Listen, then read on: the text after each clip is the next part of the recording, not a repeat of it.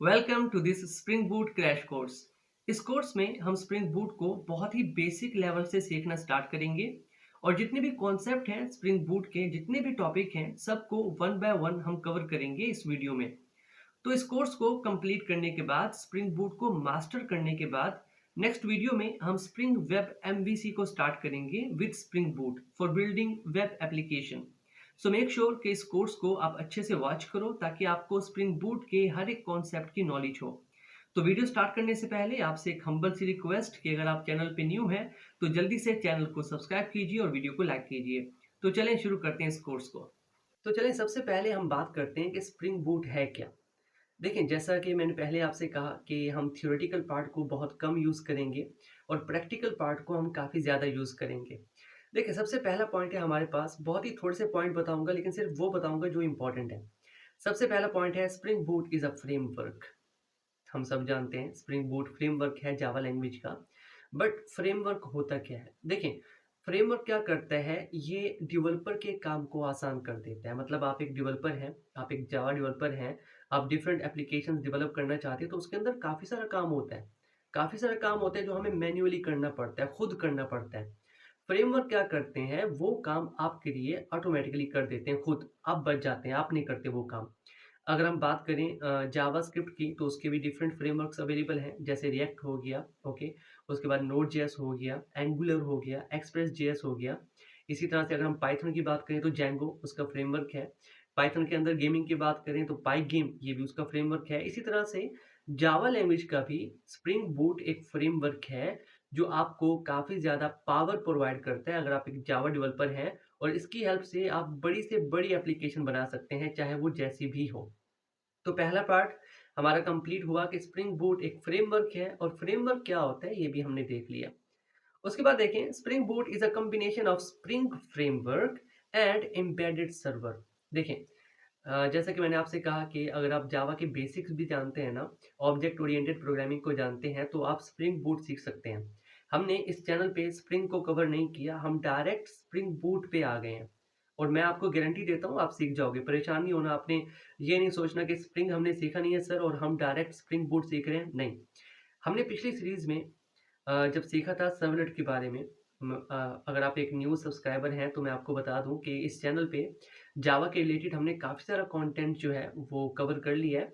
हमने जावा के basics cover किए हैं, ऑब्जेक्ट ओरिएंटेड प्रोग्रामिंग को कवर किया है, यूज़र इंटरफेस किस तरह से डिज़ाइन किया जाता है with the help of Java language, हमने वो भी कवर किया।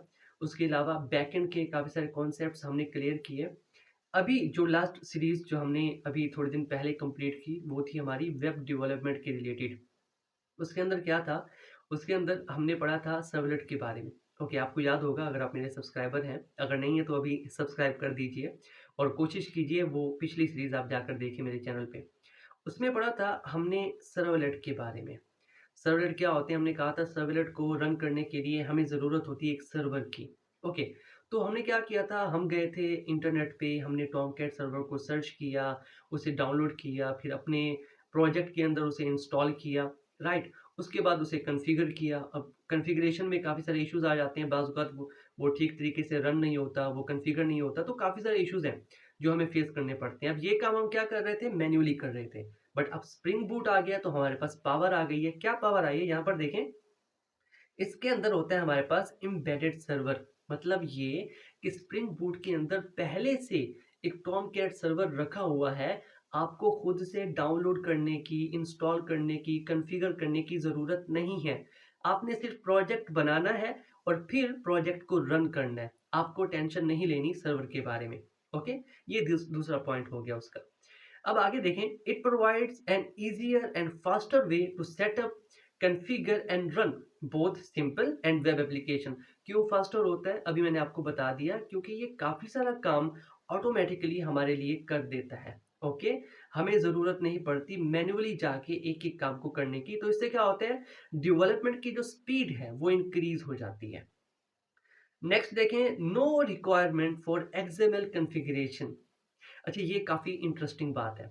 आपको याद होगा जब हम सर्वलेट कर रहे थे, सर्वलेट हमने लिखा, तो हमारे पास जो रिक्वेस्ट आती थी फ्रंट एंड से, ओके, तो हमें सर्वर को बताना पड़ता था कि किस रिक्वेस्ट को किस सर्वलेट के पास सेंड करना है। और ये बताने के 2 तरीके थे। एक तो ये था कि हम एक्सएमएल फाइल में जाते थे, वहाँ पर जाके हम मेंशन करते थे कि अगर इस टाइप की कोई रिक्वेस्ट आ रही है, इस नाम की कोई रिक्वेस्ट आ रही है, तो उसे किस सर्वलेट के पास सेंड करना है, तब जाके वो सेंड होती थी। दूसरा तरीका था कि हम एनोटेशन का यूज़ करते थे।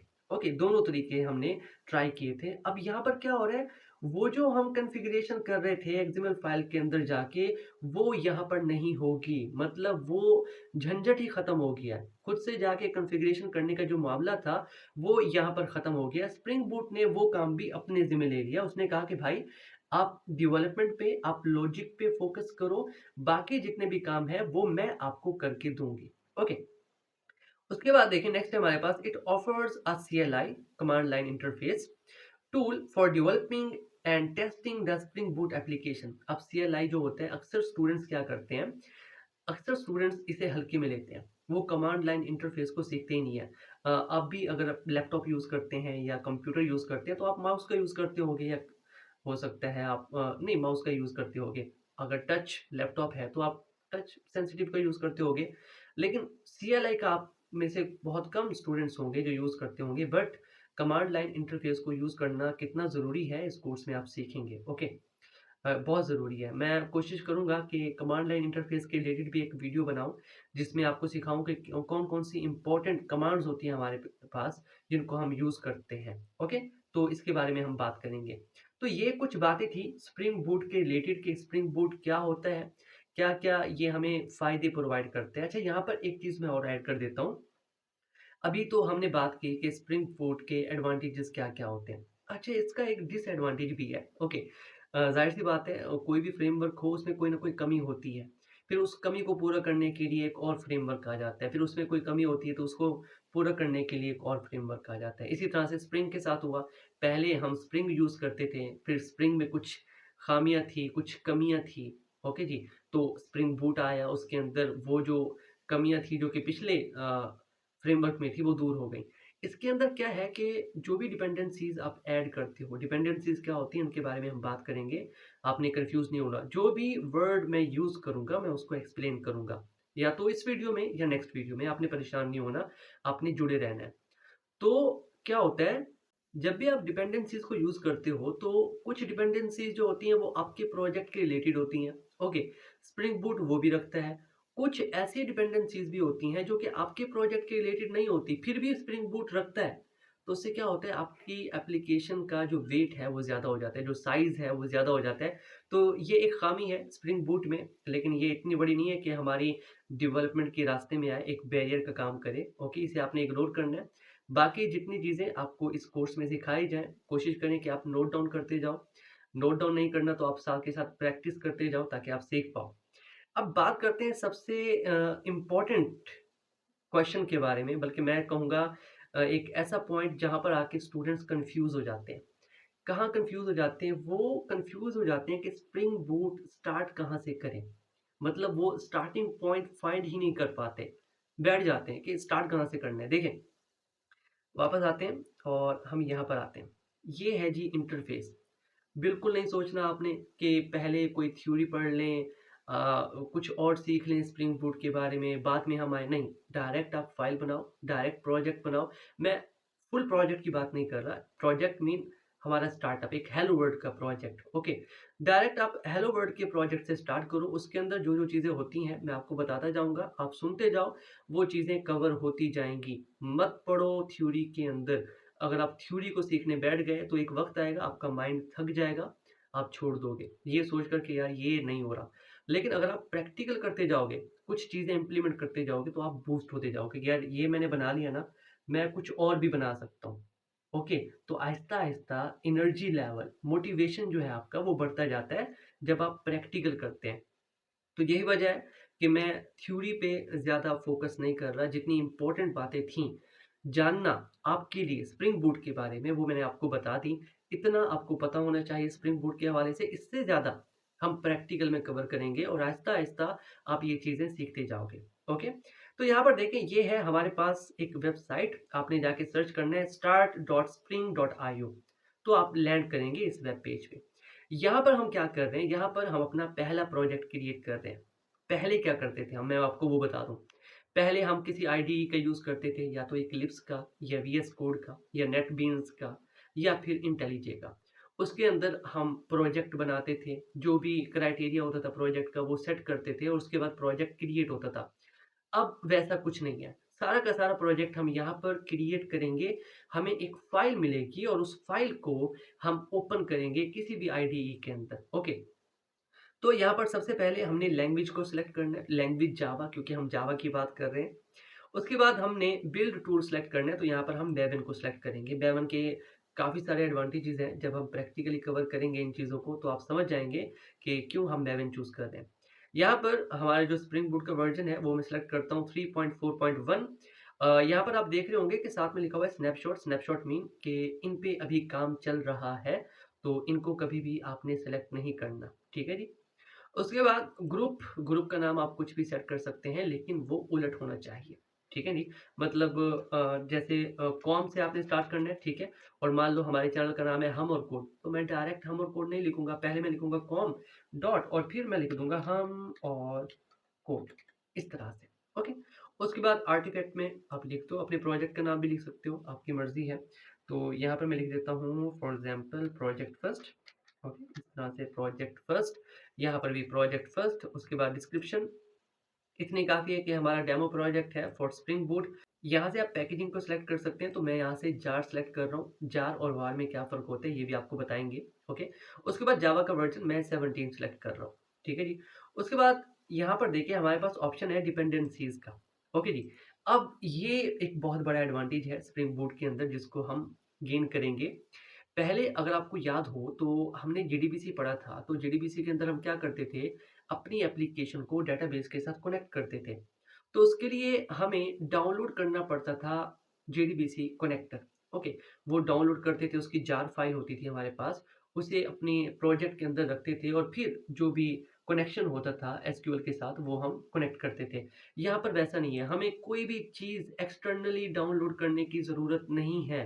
किसी भी चीज़ को इंस्टॉल करने की ज़रूरत नहीं है, हम यहाँ पर लिख देंगे फॉर एग्ज़ाम्पल मैं बनाना चाह रहा हूँ एक वेब प्रोजेक्ट, ओके।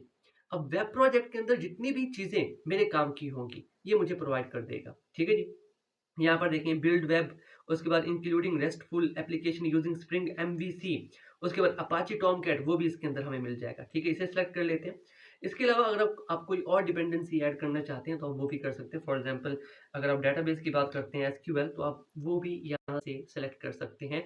ये डिपेंडेंसीज़ खुद ब खुद ऑटोमैटिकली आपके प्रोजेक्ट में ऐड हो जाएँगी, ओके? तो मैंने यहाँ से फ़िलहाल के लिए एक डिपेंडेंसी को सेलेक्ट किया। आप चाहें तो यहाँ से इसे रिमूव भी कर सकते हैं और फिर किसी और को सेलेक्ट कर सकते हैं, ये आपकी मर्ज़ी है। फ़िलहाल के लिए मैं इसी को सेलेक्ट करता हूँ। इतना काम हमारा हो गया कि हमने सारी की सारी जो चीज़ें थी, जो कि हमें अपने प्रोजेक्ट में चाहिए, वो हमने यहाँ पर सेट कर दी। इतना काम हमारा हो गया। उसके बाद हम जनरेट पे क्लिक करेंगे। ये हमने जनरेट पे क्लिक किया और ये फ़ाइल डाउनलोड हो गई। Okay, project 1.zip file. हम जाते हैं डाउनलोड के सेक्शन में। यहाँ पर देखें ये है हमारा प्रोजेक्ट, तो मैं इसे एक्सट्रैक्ट कर देता हूँ, एक्सट्रैक्ट हियर। और ये रहा हमारा फ़ोल्डर और इस फ़ोल्डर के अंदर हमारा प्रोजेक्ट आ चुका है। अब इसके अंदर डिफरेंट हमारे पास फ़ोल्डर्स हैं। ओके, परेशान नहीं होना, जैसा कि मैंने कहा कि कोई भी वर्ड अगर मैं बोल रहा हूँ, तो मैं उसको एक्सप्लेन करूँगा और ऐसे तरीके से एक्सप्लेन करूँगा कि आप उसे अच्छे से समझ पाएँ। ओके जी? तो ये जितना भी आपको नज़र आ रही हैं फ़ाइल, जितने भी फ़ोल्डर्स आपको नज़र आ रहे हैं, इन सबको हम एक्सप्लेन करेंगे। नेक्स्ट वीडियो में हम इस फ़ोल्डर को ओपन करेंगे किसी भी आईडीई में, ये मैं आप पे छोड़ता हूँ। आप बताएँ कि कौन-सी आईडीई आप चाहते हैं कि हम यूज़ करें इस सीरीज़ में। हमारे पास वीएस कोड भी है, इक्लिप्स भी है, इंटेलिजे भी है। नेटबीन्स को रहने देते हैं, ठीक है? इन तीनों को रख लेते हैं। वीएस कोड, इंटेलिजे और इक्लिप्स। ओके, इन तीनों में से आप बताएँ कि कौन-सा यूज़ करें कमेंट सेक्शन में। और इस सीरीज़ को अगर आप अच्छे तरीके से वॉच करते हैं, अच्छे तरीके से देखते हैं और एक अच्छी मेहनत इसमें इनपुट करते हैं, तो पक्की बात है आप एक जावा फुल स्टैक डेवलपर होंगे। क्योंकि अक्सर स्टूडेंट क्या करते हैं, अगर तो उन्हें यही चीज़ पेड कोर्स की सूरत में दी जाए, तो वो मेहनत करते हैं। अगर वही चीज़, हालाँकि वो पेड कोर्स के बराबर ही हो या हो सकता है उससे भी अच्छी हो सकता है। वो चीज़ अगर फ्री में मिले तो वो उसे सीरियसली नहीं लेते और ना उसमें मेहनत करते हैं। तो मैं आपको रिकमेंड करूँगा, बल्कि हाईली रिकमेंड करूँगा कि इस कोर्स को आपने सीरियस लेना है। ओके, मैं मेहनत कर रहा हूँ इसे रिकॉर्ड करने में, तो आपने मेहनत करना है इसको पढ़ने में। जो चीज़ मैं सिखा रहा हूँ आपने उसको सीखना है अच्छे से और इम्प्लीमेंट करना है और इसके अंदर हम प्रोजेक्ट्स भी बनाएँगे, ओके? आज के लेक्चर में हम कंप्लीट एनवायरनमेंट सेटअप करेंगे अपने सिस्टम पे ताकि हम स्प्रिंग एप्लीकेशन को रन कर सकें। इस पूरी सीरीज में हम यूज करेंगे वीएस कोड को, ओके, और उसी के ऊपर जितनी भी हमारी एप्लीकेशंस होंगी, जितने भी हमारे प्रोजेक्ट होंगे with the help of spring boot हम इसी पे कवर करेंगे। तो ये बहुत इंपॉर्टेंट पार्ट है, स्पेशली जब भी स्टूडेंट्स स्टार्ट करते हैं स्प्रिंग बूट सीखना। तो पहली एप्लीकेशन स्प्रिंग बूट का पहला प्रोग्राम जब वो रन करते हैं तो वो काफ़ी सारे एरर्स फेस करते हैं। चाहे वो वीएस कोड को यूज़ कर रहे हो, चाहे वो इक्लिप्स को यूज़ कर रहे हो, इंटेलिजे को यूज़ कर रहे हो, तो काफ़ी सारी चीज़ें हैं जो मिस हो जाती हैं। बच्चे भूल जाते हैं, याद नहीं रहता, तो वो एरर्स फेस करते हैं और ये काफ़ी क्रिटिकल पॉइंट होता है क्योंकि इस पॉइंट पे आके ना काफ़ी सारे बच्चे काफ़ी वक़्त ज़ाया कर देते हैं। मतलब उन्हें 1-2 दिन लग जाते हैं, पर वो पहली एप्लीकेशन रन नहीं कर पाते। कुछ तो कर लेते हैं और फिर कुछ जो होते हैं वो छोड़ देते हैं, स्प्रिंग बूट को सीखना ही छोड़ देते हैं। तो इस वीडियो में हम कंप्लीट सेटअप को देखेंगे कि कैसे आपने सेटअप करना है अपनी मशीन पे और कैसे आपने पहली स्प्रिंग बूट एप्लीकेशन को रन करना है। तो वीडियो को आपने गौर से देखना है और अगर चैनल पे न्यू है तो चैनल को सब्सक्राइब कीजिए और वीडियो को लाइक कीजिए और कमेंट ज़रूर किया कीजिए। कमेंट से क्या होता है, मैं मोटिवेट होता हूँ और मज़ीद वीडियोज़ आपके लिए लेकर आता हूँ। तो चलिए शुरू करते हैं इस वीडियो को और हमारा टॉपिक है how to run and set up spring boot on VS studio. सबसे पहले हम रिक्वायरमेंट्स की बात करते हैं कि अगर आप स्प्रिंग बूट एप्लीकेशन बना रहे हैं तो कौन-कौन सी चीज़ें आपके सिस्टम पे होनी चाहिए, रिक्वायरमेंट्स क्या है? रिक्वायरमेंट्स की अगर हम बात करें तो सबसे पहले हमारे पास होना चाहिए जेडीके। ऑब्वियसली अगर आप जावा प्रोग्रामिंग कर रहे हैं तो उसके लिए ज़रूरी है कि आपके सिस्टम में जेडीके इंस्टॉल होना चाहिए। सेकंड, क्योंकि हम बिल्ड टूल मेवन को यूज़ करेंगे, मेवन के बारे में हम डिटेल से बात करेंगे। फिलहाल के लिए हम सेटअप कर रहे हैं, तो आपकी मशीन में मेवन भी होना चाहिए और उसके बाद हम वीएस कोड को डाउनलोड करेंगे जो कि हमारा आईडीई होगा। तो पहले इन सबको डाउनलोड करते हैं, ओके, तो उसके लिए आते हैं यहाँ। सबसे पहले हम डाउनलोड कर लेते हैं जेडीके। तो आपने सर्च करना है JDK download for Windows, okay, अगर आप मैक मशीन पे हैं तो आप मैक के लिए डाउनलोड करोगे। यहाँ पर आते हैं फर्स्ट वेबसाइट पे और हमारे पास कुछ ऑप्शंस हैं, लिनक्स, मैक ओएस। तो डिपेंड अपॉन योर मशीन आप कौन सी मशीन यूज़ कर रहे हैं। मैं यहाँ पे विंडोज़ यूज़ कर रहा हूँ तो मैं इसी को सेलेक्ट करूँगा और उसके बाद 64 इंस्टॉलर मैं इसको सेलेक्ट कर लेता हूँ और इसके बाद इसे कर देते हैं क्लिक। ओके, तो यहाँ पर देखें इसकी डाउनलोडिंग स्टार्ट हो चुकी है। नेक्स्ट हमें चाहिए मेवन, तो आपने सर्च करना है डाउनलोड अपाची मेवन। उसके बाद आपने क्लिक करना है इसी वेबसाइट पे, इनकी ऑफिशियल वेबसाइट है अपाची की, तो आपने इसी पे आना है। यहाँ पर देखिए कुछ इस तरह की वेबसाइट आपके सामने शो होगी, आपने नीचे स्क्रॉल डाउन करना है और यहाँ पर हमारे पास डिफरेंट लिंक्स हैं, ओके, टोटल 4 लिंक्स हैं हमारे पास। तो सेकंड वाला जो है, जो ज़िप आर्काइव है, मैं इसको डाउनलोड करता हूँ, तो यहाँ से आपने ये डाउनलोड कर लेना है। उसके बाद हम आ जाते हैं वीएस स्टूडियो में, तो आपने वीएस स्टूडियो को सर्च करना है, ये इनकी ऑफिशियल वेबसाइट है। हम इसे डाउनलोड करना चाहते हैं तो आप डाउनलोड के सेक्शन में आ जाएँ, ओके। यहाँ पर हमारे पास डिफरेंट ऑप्शंस हैं, अगर आपके पास मैक है तो आप यहाँ से डाउनलोड करोगे। मैं विंडोज़ यूज़ कर रहा हूँ तो हम विंडोज़ को सेलेक्ट करते हैं और उसके बाद इनकी जो डाउनलोडिंग है वो स्टार्ट हो चुकी है। एक बार ये डाउनलोड हो जाए उसके बाद अगला प्रोसेस जो है वो हम कवर करते हैं। ओके, तो यहाँ पर देखें तीनों चीज़ें हमारे पास डाउनलोड हो चुकी हैं। जेडीके भी डाउनलोड हो चुका है, वीएस कोड भी और साथ में अपाची मेवन भी। तो एक काम करते हैं, सबसे पहले जेडीके को इंस्टॉल कर लेते हैं। ओके, तो इस पे डबल क्लिक करना है हमने, उसके बाद यस, नेक्स्ट, यहाँ से दोबारा नेक्स्ट। अच्छा, एक काम करना है आपने, ये जो पाथ है ना आपको यहाँ पे शो हो रहा है सी कॉलन बैकस्लैश प्रोग्राम, तो ये लोकेशन है आपके जेडीके की, ये हमारे काम आएगी, ये आपने याद रखनी है। उसके बाद next, okay, now we have to wait कि ये जब तक इंस्टॉल होता है। ओके, तो ये इंस्टॉल हो चुका है, इसे क्लोज कर देते हैं। ओके, अब बारी आती है हमारे अपाचे की, तो मैं इसे यहाँ से कट करता हूँ, हम जाते हैं सी ड्राइव में, ओके, और यहाँ पर मैं इसे कर देता हूँ पेस्ट। Okay, continue. यहाँ पर पहले से मेरे पास मौजूद है तो मैं इसे यहाँ से डेलीट कर देता हूँ, ओके। तो यहाँ पर आते हैं, इसे मैं कर लेता हूँ एक्सट्रैक्ट हेयर, यस। ओके, तो यहाँ पर देखिए हमारे पास फ़ोल्डर आ चुका है मेवन का। अब हमने क्या करना है, सबसे पहले हमें चाहिए पाथ जेडीके का। तो वो था प्रोग्राम्स फ़ाइल में और इसके अंदर जावा, जावा के अंदर है देखें जेडीके 21 है। इसके अंदर हमारे पास है बिन फ़ोल्डर। अब ये जो पाथ है इसे हमने कर लेना है कॉपी, ओके। उसके बाद आपने सर्च करना है एनवायरनमेंट वेरिएबल। तो यहाँ से सर्च करते हैं इन्वायरमेंट वेरिएबल। यहाँ पर देखें हमारे पास ऑप्शन है इन्वायरमेंट वेरिएबल का, आपने इस पे क्लिक करना है। उसके बाद यहाँ पर देखिए सेकंड बॉक्स में हमारे पास ऑप्शन है पाथ का, आपने इस पे सिलेक्ट करना है। उसके बाद एडिट, यहाँ पर न्यू, और जो पाथ हमने कॉपी किया था वो अपने यहाँ पर पेस्ट कर देना है और इसे कर देना है ओके। ओके, और यहाँ भी ओके। अब वापस जाते हैं, एक काम हमारा हो गया। अब हमें चाहिए मेवन जो हमने डाउनलोड किया, आपने इसे ओपन करना है, बिन के फोल्डर में जाना है और इसके पाथ को आपने यहाँ से कॉपी कर लेना है। दोबारा से आपने सर्च करना है फॉर इन्वायरमेंट वेरिएबल।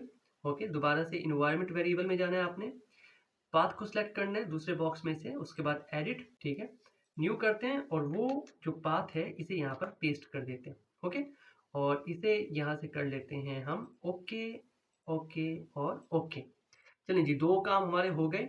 एक तो हमने जेडीके को इंस्टॉल कर लिया, इन्वायरमेंट वेरिएबल भी सेट कर दिया। दूसरा हमने मेवन के लिए भी इन्वायरमेंट वेरिएबल सेट कर दिया। ये दो चीज़ें बहुत इंपॉर्टेंट है। अब बारी आती है तीसरी, जो कि है हमारा VS कोड। इसे इंस्टॉल करते हैं तो डबल क्लिक करते हैं इस पे। उसके बाद एक्सेप्ट, फिर नेक्स्ट, दोबारा से नेक्स्ट, नेक्स्ट, और यहाँ पर अगर आप डेस्कटॉप पे चाहते हैं इसका आइकन हो तो आप इसे क्लिक कर दें। उसके बाद नेक्स्ट और फिर इंस्टॉल। अब ये इंस्टॉल होने में थोड़ा वक्त लेगा, so we have to wait. ये इंस्टॉल हो जाए तो फिर आगे कंटिन्यू करते हैं। ओके, तो यहाँ पर देखें VS कोड भी इंस्टॉल हो चुका है, इसे फिनिश करते हैं। तो यहाँ पर देखें VS कोड को इंस्टॉल करने के बाद कुछ इस तरह की स्क्रीन आपके सामने होगी। अब इसके बाद हमें क्या क्या चाहिए, यहाँ पर देखें अब हमें चाहिए कुछ एक्सटेंशंस। सबसे पहले हमारे पास है एक्सटेंशन पैक फॉर जावा। मतलब ये कि अगर आप VS कोड पे जावा का कोड रन करना चाहते हैं तो आपके पास कुछ एक्सटेंशंस का होना ज़रूरी है। तो सबसे पहले हमें जावा के लिए एक्सटेंशन चाहिए जो कि एक्सटेंशन पैक फॉर जावा। तो आप सिंपल जावा लिखें तब भी यहाँ पर शो हो जाएगा, और मेक श्योर कि आपके पास इंटरनेट कनेक्शन होना चाहिए इसके लिए। ओके, तो यहाँ पर देखिए हमारे पास डिफरेंट ऑप्शन है। सेकंड देखिए हमारे पास ऑप्शन है एक्सटेंशन पैक फॉर जावा, इसको क्लिक करते हैं। ओके, इसके अंदर डिफरेंट पैकेजेस और भी होते हैं हमारे पास, तो सारे के सारे हम यूज़ कर लेते हैं एक ही से। यहाँ पर देखें डिफरेंट है हमारे पास, तो इस एक पैक को इंस्टॉल करने से सारी की सारी चीज़ें हमें मिल जाती हैं। तो इसे इंस्टॉल कर लेते हैं।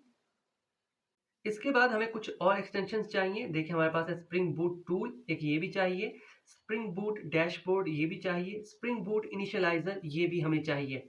तो बजाय इसके कि हम तीनों को अलग अलग डाउनलोड करें, तो हमारे पास एक पैक होता है जिसके अंदर ये तीनों मौजूद होती हैं। तो हम उस पैक को डाउनलोड कर लेते हैं। यहाँ पर आपने सर्च करना है सिंपल स्प्रिंग बूट। ओके, तो जो भी होंगी इसके रिलेटेड वो यहाँ पर शो हो जाएंगी। ओके, तो यहाँ पर देखिए हमारे पास डिफरेंट ऑप्शंस अवेलेबल हैं। सबसे पहले हमारे पास है स्प्रिंग इनिशियलाइजर, उसके बाद है स्प्रिंग डैशबोर्ड, स्प्रिंग टूल, और यहाँ पर देखिए हमारे पास एक और है जो कि है स्प्रिंग बूट एक्सटेंशन पैक। इसके अंदर ये तीनों की तीनों एक्सटेंशंस अवेलेबल हैं। अगर आप यहाँ पर देखें तो स्प्रिंग इनिशियलाइजर भी है इसमें, स्प्रिंग बूट टूल भी है, स्प्रिंग डैशबोर्ड भी है। ओके, तो हम इसे इंस्टॉल कर लेते हैं। ये दो चीज़ें हमने इंस्टॉल करनी है, एक spring boot extension pack, okay, spring boot के लिए, और दूसरा पैक है हमारा जावा के लिए। ये दो चीज़ें आपके VS कोड में होनी चाहिए। ओके, और जेडीके हम इंस्टॉल कर चुके हैं, इन्वायरमेंट वेरिएबल भी सेट कर चुके हैं, मेवन का इन्वायरमेंट वेरिएबल भी हम सेट कर चुके हैं। ओके, अब ये इंस्टॉल हो जाए उसके बाद आगे कंटिन्यू करते हैं। ओके, तो थोड़ा इंतज़ार करने के बाद दोनों एक्सटेंशंस इंस्टॉल हो चुकी हैं। एक तो स्प्रिंग बूट एक्सटेंशन पैक ये भी इंस्टॉल हो चुका है, और साथ में जावा का जो पैक है वो भी इंस्टॉल हो चुका है। हमारा ये काम यहाँ पे मुकम्मल हो गया। ओके, अब यहाँ पर आप देखें कि हमारे पास ना एक आइकन आ चुका है स्प्रिंग बूट के लिए। ओके, इसे कैसे यूज़ करते हैं उसके बारे में हम बात करेंगे। अब हम बनाते हैं स्प्रिंग एप्लीकेशन, एक पहला प्रोजेक्ट। तो इसके दो तरीके हैं। एक तो वही तरीका जो हमने कल किया था कि आप यहाँ पर आएँ और स्प्रिंग इनिशियलाइज़र की हेल्प से यहाँ पर आप प्रोजेक्ट क्रिएट कर लें। ओके, आपने आना है start.spring.io। लेकिन आपने अभी थोड़ी देर पहले देखा कि हमने एक एक्सटेंशन पैक इंस्टॉल किया जिसके अंदर स्प्रिंग इनिशियलाइज़र भी था। तो हम क्या कर सकते हैं, हम इस VS कोड के अंदर रहते हुए स्प्रिंग बूट एप्लीकेशन क्रिएट कर सकते हैं। ओके, करना क्या है, आपने यहाँ पे आना है सेटिंग्स में। ओके, और फिर कमांड पैलेट को ओपन करना है। अब यहाँ पर आपने सर्च करना है स्प्रिंग। ओके, उसके बाद आपने क्या करना है, इनिशियलाइजर। मेरे पास देखिए ऑप्शन आ रहा है create maven project, spring initialiser create maven project.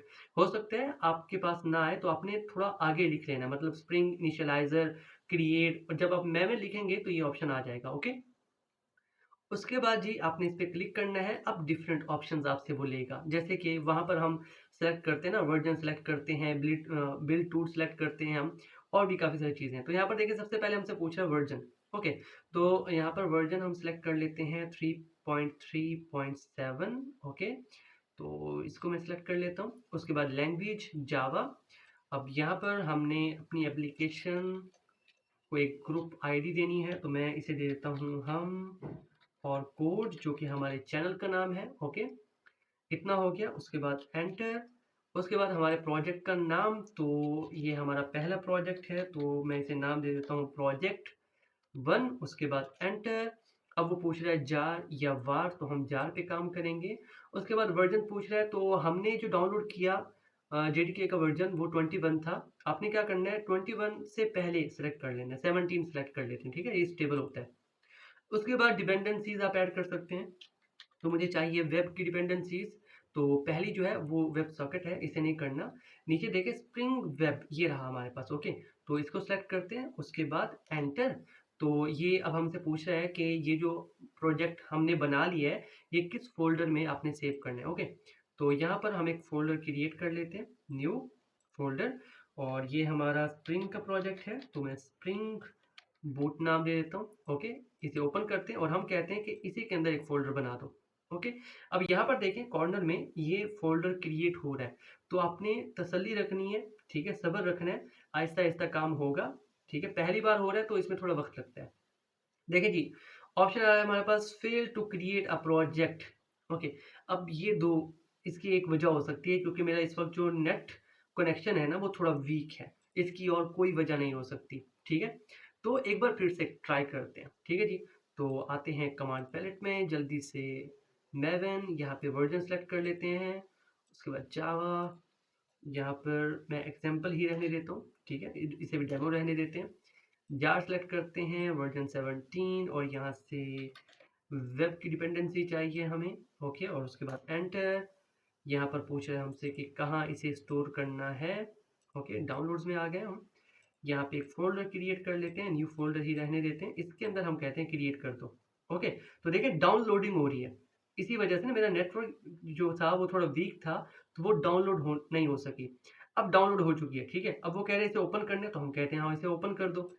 इसे जैसे ही ओपन करते हैं तो यहाँ पर देखिए हमारा जो प्रोजेक्ट है वो यहाँ पे ओपन हो चुका है। ठीक है, ज़्यादा मुश्किल नहीं था, आसान था, पहली बार नहीं हुआ क्योंकि नेटवर्क इशू था मेरी तरफ से। अब ये हो चुका है। चलिए, इतना काम हमारा हो गया। अब इसके अंदर देखिए डिफरेंट फाइल्स हैं हमारे पास, फिलहाल के लिए इनमें से किसी फाइल को आपने छेड़ना नहीं है। ठीक है जी, सोर्स में आते हैं। सोर्स के अंदर हमारे पास है मेन। मेन के अंदर हमारे पास दो फोल्डर हैं, एक तो है जावा के लिए जिसके अंदर हमारा कोड होगा। अभी इसके अंदर हमारे पास बाय डिफॉल्ट जो कोड मिला है हमें बना बनाया, ये है, इसके बारे में हम बात करेंगे क्या है कैसे है। लेकिन नीचे देखें कुछ चीज़ें जो हैं वो वर्किंग में है। ओके, तो यहाँ पर देखें 59% शो हो रहा है, तो जब तक ये कंप्लीट नहीं हो जाता मैं सजेस्ट करूँगा कि आप अपने हाथ उठा लें। ठीक है, इसे होने दें। जब ये कंप्लीट हो जाएगा तो यहाँ पर शो होगा रेडी। ओके, जावा रेडी, उसके बाद हम इस पर काम करना स्टार्ट करेंगे। तो फिलहाल के लिए हम इसे यहीं पे रहने देते हैं, इसे मुकम्मल होने देते हैं और थोड़ा वेट करते हैं। तब तक अगर आपने चैनल सब्सक्राइब नहीं किया तो सब्सक्राइब कर दीजिए, और कोशिश कीजिए कि वीडियोस को ज़्यादा से ज़्यादा शेयर करें ताकि थोड़े और सब्सक्राइबर आएँ, मैं मोटिवेट हूँ ज़्यादा, और कोशिश करूँ कि और मज़ीद वीडियोस आपके लिए लेकर आऊँ, कुछ बड़े प्रोजेक्ट्स भी लेकर आऊँ। तो कोशिश करें चैनल को शेयर किया कीजिए। ठीक है जी, लाज़मी, और ज़्यादा वक्त नहीं लगता। अगर आपने सब्सक्राइब नहीं किया, एक बटन ही आपने क्लिक करना है और सब्सक्राइब हो जाएगा, और उसमें आपके पैसे खर्च भी नहीं होते। ठीक है जी, नहीं किया तो अभी कर लीजिए। चलिए जी, यहाँ पर देखें ये भी हो चुका बातों-बातों में। जावा रेडी, ये अब रेडी है हमारा प्रोजेक्ट। अब ये चीज़ें क्या लिखी हुई हैं, क्या लिखा हुआ है, ये क्या है, इन सब के बारे में बात करेंगे। आपने परेशान नहीं होना। फिलहाल के लिए जो चीज़ें बता रहा हूँ उन्हें आपने समझते जाना है। ठीक है जी, तो जावा के अंदर हमारी सारी की सारी क्लासेस होंगी। एक बात तो ये हो गई। उसके बाद रिसोर्सेज में आए तो हमारे पास स्टैटिक के अंदर हमारी चीज़ें होंगी। For example static HTML page हो सकते हैं। ठीक है, अभी क्रिएट करके देखेंगे, स्टैटिक एचटीएमएल पेज भी क्रिएट करेंगे। ठीक है जी, उसके बाद हमारे पास है गिट इग्नोर। अगर आपने गिटहब पढ़ा हुआ है, नहीं पढ़ा हुआ तो कमेंट सेक्शन में बताइए, मैं कोर्स ला दूंगा, बहुत ज़रूरी है। ठीक है जी, तो वहाँ पर हम कमेंट करते हैं। तो यहाँ पर हम क्या कर रहे हैं, वो चीज़ें जिनको कमेंट नहीं करना, इग्नोर करना है, वो चीज़ें यहाँ पर मेंशन की गई कि हाँ इन चीज़ों को कमेंट नहीं करना। ठीक है, ज़्यादा कुछ नहीं है। उसके बाद एप्लीकेशन प्रॉपर्टीज़, तो एप्लीकेशन प्रॉपर्टीज़ के अंदर काफ़ी सारी चीज़ें जो हैं वो हम कॉन्फ़िगर कर सकते हैं। एक मैं करके दिखाऊँगा, ठीक है? बाकी चीज़ें हम वक़्त के साथ-साथ सीखते जाएँगे। चलिए जी, ये तो हो गया इतना सा काम। अब एक काम करते हैं, ये जो हमने इंस्टॉल किया था पैकेज, इसको क्लिक करते हैं। अब यहाँ पर देखिए हमारे पास ना 3 बॉक्सेस आ चुके हैं। पहले बॉक्स में तो हमारा वही एप्लीकेशन होगी, ओके। सेकंड में हमारे पास बीन्स होंगे। बीन्स क्या होते हैं? बहुत इंपॉर्टेंट टॉपिक है स्प्रिंग बूट का, इस पे हम डिटेल से बात करेंगे, परेशान नहीं होना आपने। और उसके बाद जो तीसरा बॉक्स है, उसके अंदर हमारे एंड पॉइंट होंगे, मतलब जितनी भी एपीआईज़ हम क्रिएट करेंगे, वो सारी की सारी इस बॉक्स में आपको शो होंगी, ठीक है? यहाँ से भी आप प्रोजेक्ट को रन कर सकते हो, ओके। उसके बाद अगर हम डेमो एप्लीकेशन में आएँ, तो यहाँ पर देखिए ऑप्शन है, यहाँ से भी आप इसको रन कर सकते हो, ठीक है? तो अब एक काम करते हैं, यहाँ पे क्लिक करते हैं और रन जावा करते हैं, देखते हैं कि ये हमारी जो स्प्रिंग बूट एप्लीकेशन है, इसमें कोई एरर तो नहीं है, ओके। रन जावा, तो वेट करते हैं, ठीक है? पहली बार रन होने में थोड़ा वक़्त लगेगा। ओके, तो यहाँ पर देखें एग्ज़ीक्यूट हो चुका है, रन हो चुका है, कोई एरर नहीं है। जो स्टेप्स मैंने आपको बताए हैं, आपने वो फ़ॉलो करने हैं, ओके। तो यहाँ पर ये इनका स्प्रिंग लिखा हुआ आ रहा है, ठीक है जी। उसके बाद यहाँ पर कुछ इम्पोर्टेंट चीज़ें हैं, जो मैं आपको दिखाना चाहता हूँ। मैं चाहता हूँ आप इन चीज़ों को देखें। यहाँ पर देखें सबसे पहले हमारे पास है Apache Tomcat, embedded Tomcat, okay. मतलब ये कि पहले टॉमकैट तो हमें अलग से डाउनलोड करना पड़ता था, कॉन्फ़िगर करना पड़ता था, अब सब कुछ इसके अंदर है। और साथ में वो हमें बता रहा है कि किस पोर्ट पे हमारा प्रोजेक्ट इनिशियलाइज़ हो चुका है। तो पोर्ट 8080 पे हमारा प्रोजेक्ट जो है वो लाइव है और लोकल होस्ट है, ठीक है? अब एक काम करते हैं, वापस जाते हैं यहाँ पर और यहाँ पर सर्च करते हैं http:// localhost 8080 और जैसे ही एंटर करते हैं तो यहाँ पर देखिए हमें मैसेज हो रहा है व्हाइट लेबल एरर पेज। कोई एरर नहीं है ये। इट मीन्स आपकी जो स्प्रिंग एप्लीकेशन है वो सक्सेसफुली रन हो चुकी है। ओके, सक्सेसफुली रन हो चुकी है। चलिए जी, कॉन्ग्रेचुलेशन, पहली स्प्रिंग एप्लीकेशन आप रन कर चुके हो। अब एक काम करते हैं, हम हेलो वर्ल्ड शो कराते हैं स्क्रीन पे, क्योंकि नॉर्मली ऐसा ही करते हैं जब भी हम कोई न्यू प्रोग्रामिंग लैंग्वेज सीखते हैं तो हम हेलो वर्ल्ड का प्रोग्राम बनाते हैं। तो अब क्योंकि ये वेब एप्लीकेशन की बात कर रहे हैं हम, तो मैं एक काम करता हूँ, स्टैटिक में जाके ना एक न्यू फाइल क्रिएट करते हैं, ठीक है? न्यू फाइल और इसे मैं नाम दे देता हूँ index.html। एंटर, तो यहाँ पर देखिए हमारी एचटीएमएल फाइल है। एम्परसेंड, ओके, ये आ चुका है। h1 क्रिएट करते हैं और इसके अंदर हम लिखते हैं हेलो वर्ल्ड, नहीं हेलो वर्ल्ड नहीं लिखते, हम अपने चैनल का नाम लिखते हैं, ठीक है, ताकि आपको याद हो जाए। हम और कोड, ये हमारे चैनल का नाम है, हम चाहते हैं आउटपुट में ये शो हो, ठीक है जी। फिलहाल के लिए मैं इसे यहाँ से बंद कर देता हूँ, ये हमारा सर्वर है, ठीक है, मैं इसे यहाँ से बंद कर रहा हूँ, ये बंद हो गया सर्वर, ठीक है जी। अब एक काम करते हैं, ये जो एप्लीकेशन है इसे मैं रहने देता हूँ, अभी मैंने आपको ये समझाना है, ठीक है। वापस आते हैं। अच्छा, जब तक मैं एचटीएमएल के अंदर हूँ ना, हमारे पास कहीं भी प्रोग्राम को रन करने का ऑप्शन नहीं है। प्रोग्राम आपका हमेशा इस मेन मेथड से ही एग्जीक्यूट होना स्टार्ट होगा, तो यहीं से रन होगा। तो रन जावा, ओके, वेट करते हैं, ठीक है जी। तो वो बता रहा है यहाँ पर, ओके, अभी रन हो रहा है, ठीक है। तो हमारे पास पोर्ट है 8080, ओके, लोकल होस्ट, ठीक है जी। चलते हैं यहाँ पर और इसे जैसे रिफ्रेश करते हैं तो हमें शो होगा हम और कोड। वेट करते हैं, ओके, वेट करते हैं, मेरे तरफ नेटवर्क जो है वो थोड़ा स्लो है, ओके, रिफ्रेश। एक काम करते हैं, दोबारा से लिख लेते हैं, no issue. http:// enter, again we are not getting the output, okay, वापस आते हैं, नो इशू। इसे सेव कर लेते हैं, ठीक है, हो सकता है मैंने इसे सेव ना किया हो, ठीक है, रिफ्रेश कर लेते हैं इसे, ओके। चलें जी, देखते हैं ये रन हुआ, ओके, दोबारा से करता हूँ, ठीक है। ओके, तो पोर्ट 8080, ठीक है, लोकल होस्ट, ओके, वापस जाते हैं, इसे रिफ्रेश करके देखते हैं। ओके, तो यहाँ पर देखिए हमारे पास शो हो रहा है हम और कोड। तो अच्छी बात है, पहली एप्लीकेशन है हमारी, रन हो गई है। तो एक काम करते हैं, अब मैं यहाँ पर ना कुछ चीज़ें चेंज करूँगा और आपने नोटिस करना है।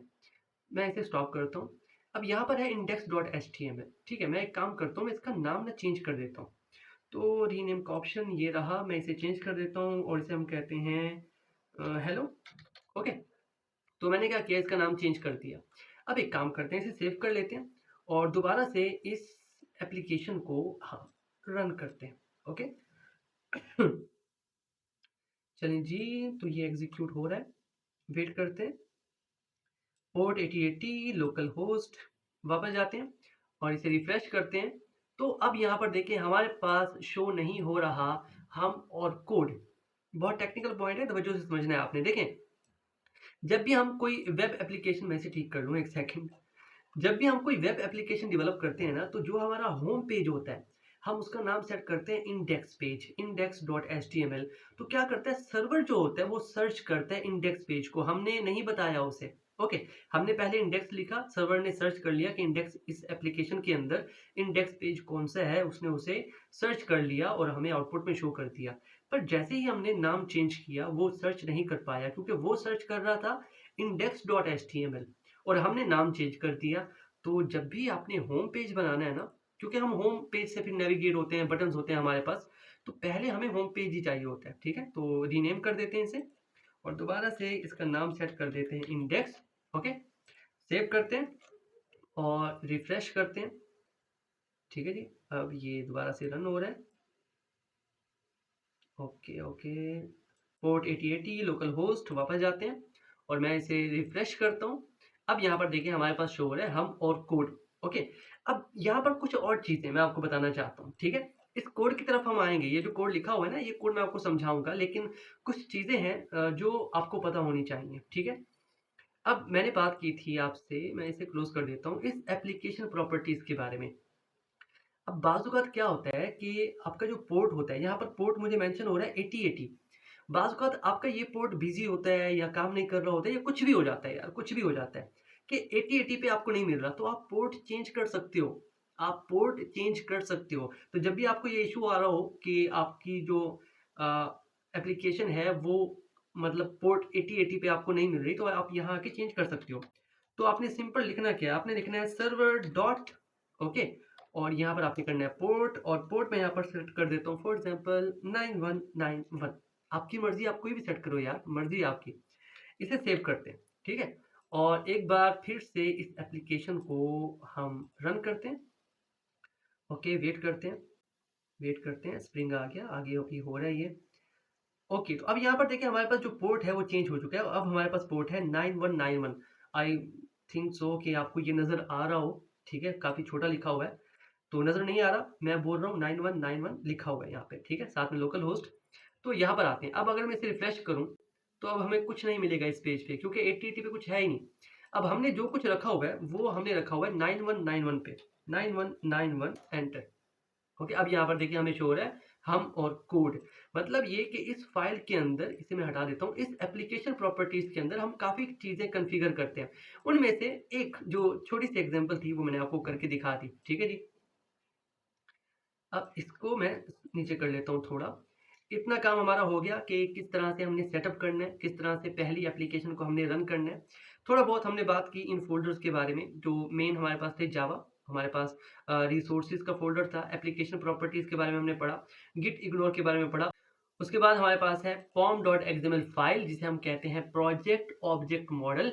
इस फाइल के अंदर हमारे प्रोजेक्ट की सारी इंफॉर्मेशन होती है, याद रखना है आपने। ठीक है, तो इसके बारे में हम बात करेंगे नेक्स्ट वीडियो में, और नेक्स्ट वीडियो से कुछ और चीज़ें हैं, कुछ और इम्पोर्टेंट कॉन्सेप्ट हैं जिनको हम कवर करेंगे। ओके जी, तो फिलहाल के लिए ये जो सेटअप हमने यहाँ पर किया, ये सेटअप आपने अपने सिस्टम पे कर लेना है, ताकि नेक्स्ट वीडियो में जब हम चीज़ें तेज़ी से सीखना शुरू करें तो आपने सेटअप पहले से बना लिया हो।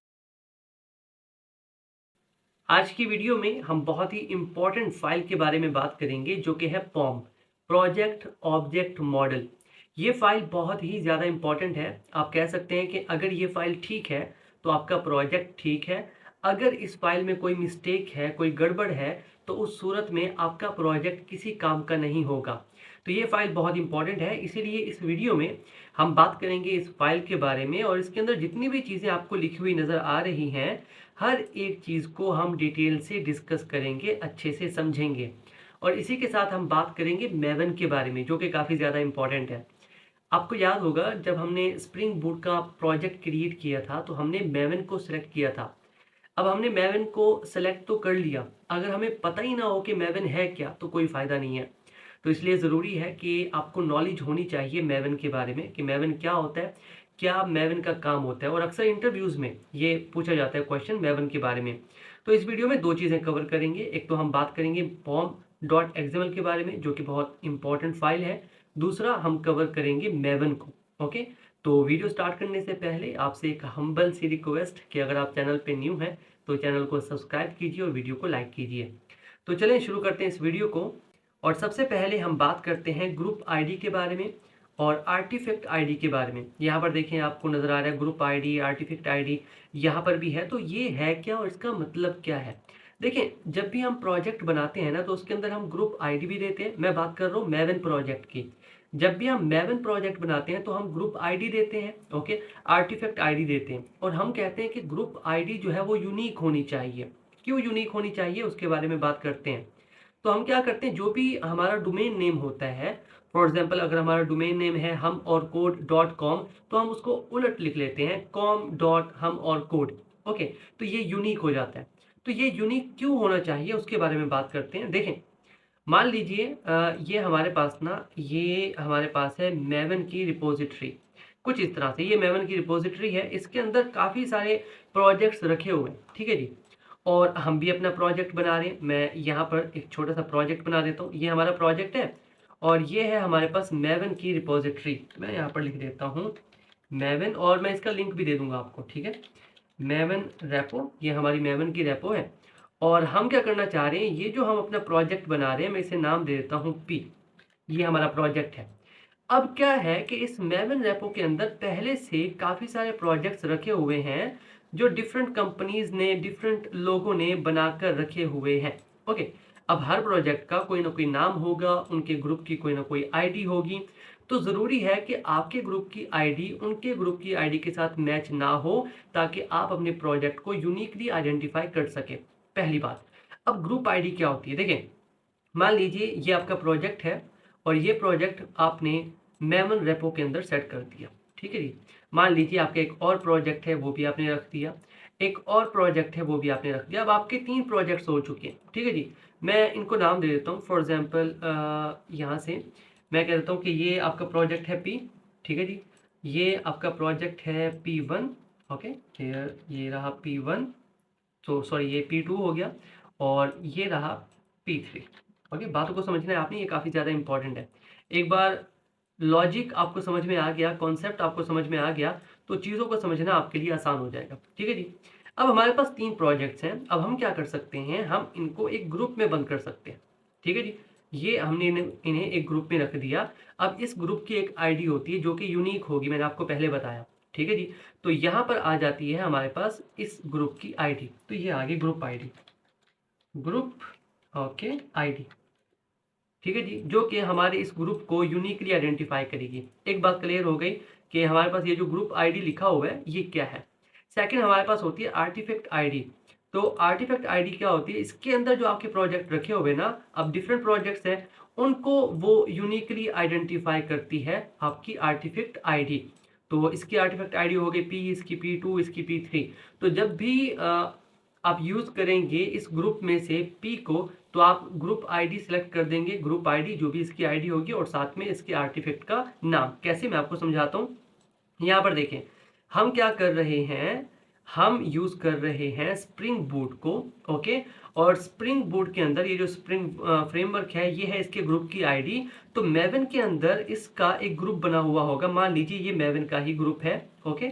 और इसके ग्रुप के अंदर डिफरेंट हमारे पास होंगी चीज़ें, डिफरेंट प्रोजेक्ट्स होंगे। उसी में से हमने उठाया है स्प्रिंग बूट स्टार्टर पेरेंट, हमने सिर्फ एक को उठाया। इसके अलावा और भी हमारे पास, देखें, ये भी हमारे पास स्प्रिंग बूट फ्रेमवर्क का है, ग्रुप आईडी सेम है, ठीक है जी। और इसका ये वाला प्रोजेक्ट चेंज है, उसके अंदर जो प्रोजेक्ट है वो डिफरेंट हो सकते हैं। तो यहाँ पर प्रोजेक्ट है स्प्रिंग बूट स्टार्टर वेब, इसी तरह से ये है spring boot starter test, okay. तो ग्रुप आईडी होती है, उसके अंदर हमारे पास जितने भी प्रोजेक्ट्स होते हैं उनका जो नाम होता है वो हो जाती है आर्टिफैक्ट आईडी। इतनी बात आई होप आप समझ चुके होंगे। अब आपको पता होगा कि हाँ, ग्रुप आईडी क्या है और आर्टिफैक्ट आईडी क्या है, ठीक है जी। साथ ही में हमारे पास एक नाम भी था, तो ये वाला नाम जो है ये हमारे प्रोजेक्ट का नाम है। आप चाहे तो चेंज कर सकते हैं। साथ में वर्जन है, ओके जी। और ये डिस्क्रिप्शन थी हमारे प्रोजेक्ट की जो कि हमने सेट कर दी। इतनी बातें हो गई, ठीक है जी। अब कुछ और चीज़ें भी हैं जिनको हम कवर करते हैं। लेकिन उससे पहले हम बात करते हैं मेवन के बारे में, ठीक है जी, कि मेवन क्या होता है। देखें, मेवन के बारे में मैं आपको सिर्फ 2 बातें बताऊंगा और वो 2 बातें आपने याद रखनी है। चाहे आप अपना प्रोजेक्ट बना रहे हो, चाहे आप इंटरव्यू में हो, ये 2 ही बातें आपने याद रखनी है। अगर आपसे पूछा जाए मेवन क्या है, तो पहला आंसर आपने देना है कि मेवन एक बिल्ड टूल है। अब भाई ये बिल्ड टूल क्या होता है? देखिए, जब भी हम कोई जावा एप्लीकेशन बनाते हैं ना, तो उसे बनाने से लेकर उसे डिप्लॉय करने तक जितना भी प्रोसेस होता है, उसके दरम्यान में काफ़ी सारे स्टेप्स होते हैं। जितना भी प्रोसेस होता है ना, वो सारा प्रोवाइड करता है मेवन हमें। इसलिए हम कहते हैं कि मेवन एक बिल्ड टूल मॉडल है, इतना आप कह सकते हैं। सेकंड, मेवन क्या करता है? मेवन डिपेंडेंसीज को मैनेज करने में हमारी हेल्प करता है। अब डिपेंडेंसीज क्या होती हैं उसके बारे में बात करते हैं, तब जाके ये सारी चीज़ें आपको समझ में आएंगी, ठीक है। तो डिपेंडेंसी के बारे में बात करते हैं। यहाँ पर मैं लिख देता हूँ डिपेंडेंसी, डिपेंडेंसीज, ओके। तो ये है डिपेंडेंसीज। मान लो हमारा एक प्रोजेक्ट है, ओके, ये हमारा एक प्रोजेक्ट है, ओके, मैं इसे नाम देता हूँ प्रोजेक्ट। प्रोजेक्ट, ये हमारा प्रोजेक्ट है और हम क्या करना चाह रहे हैं? हम चाहते हैं कि हमारे ये जो प्रोजेक्ट है इसे हम कनेक्ट करना चाहते हैं किसी डेटाबेस के साथ, ठीक है। तो इसके लिए हमें क्या चाहिए? हमें एक्सटर्नल लाइब्रेरी चाहिए होगी, एक्सटर्नल जार फाइल चाहिए होगी।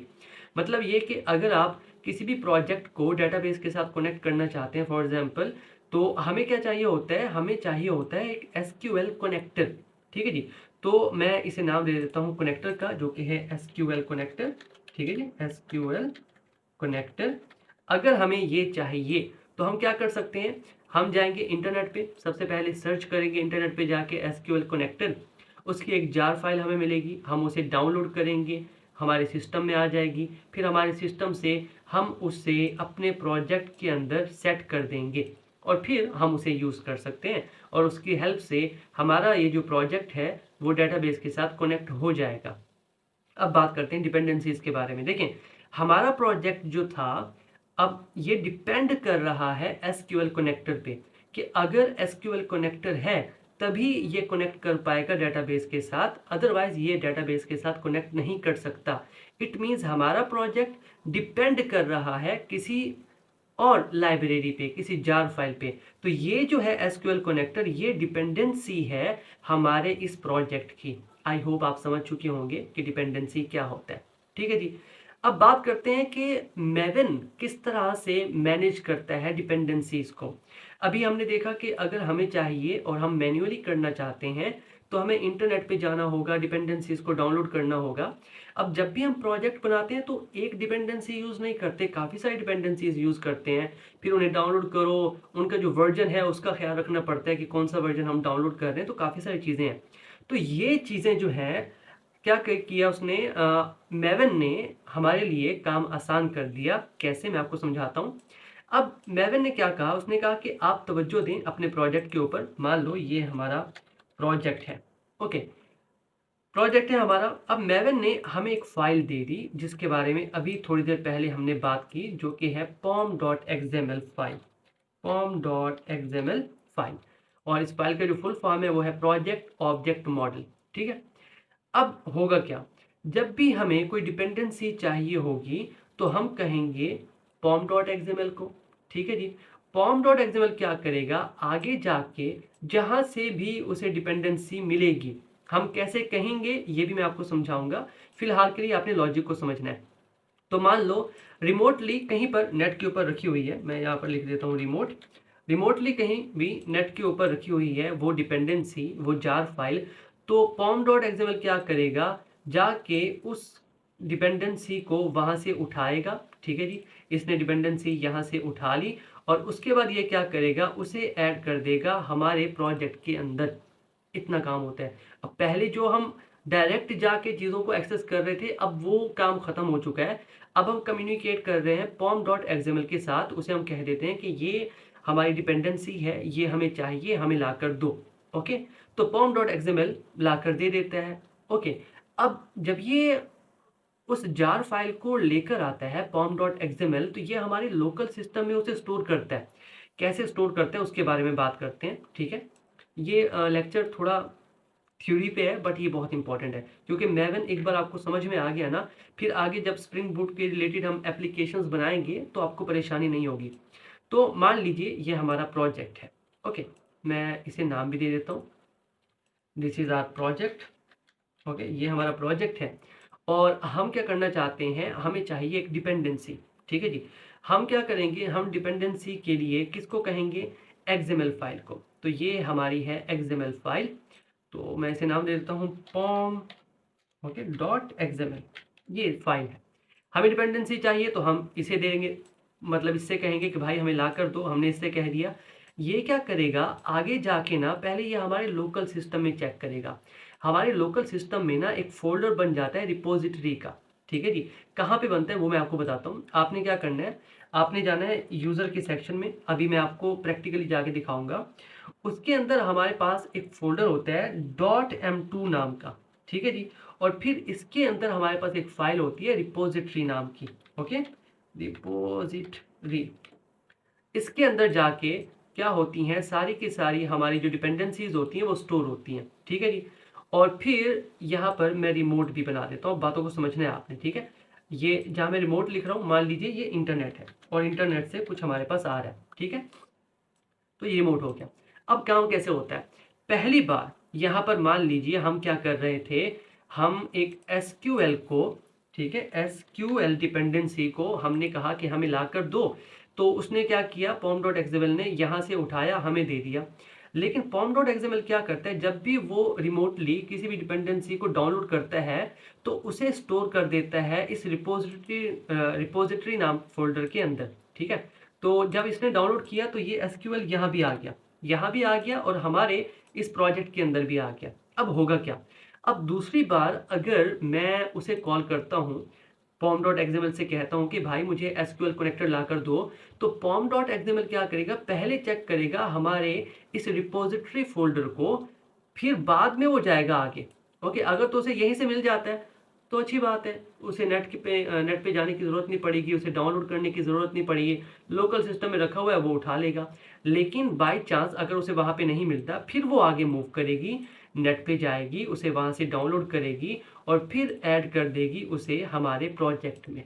ओके, तो ये देखिए सारा काम कौन हैंडल कर रहा है, पॉम डॉट एक्सएमएल फाइल हैंडल कर रही है। अब हम इसे कैसे कहते हैं डिपेंडेंसी को डाउनलोड करने के लिए, वो मैं आपको प्रैक्टिकली करके दिखाता हूँ।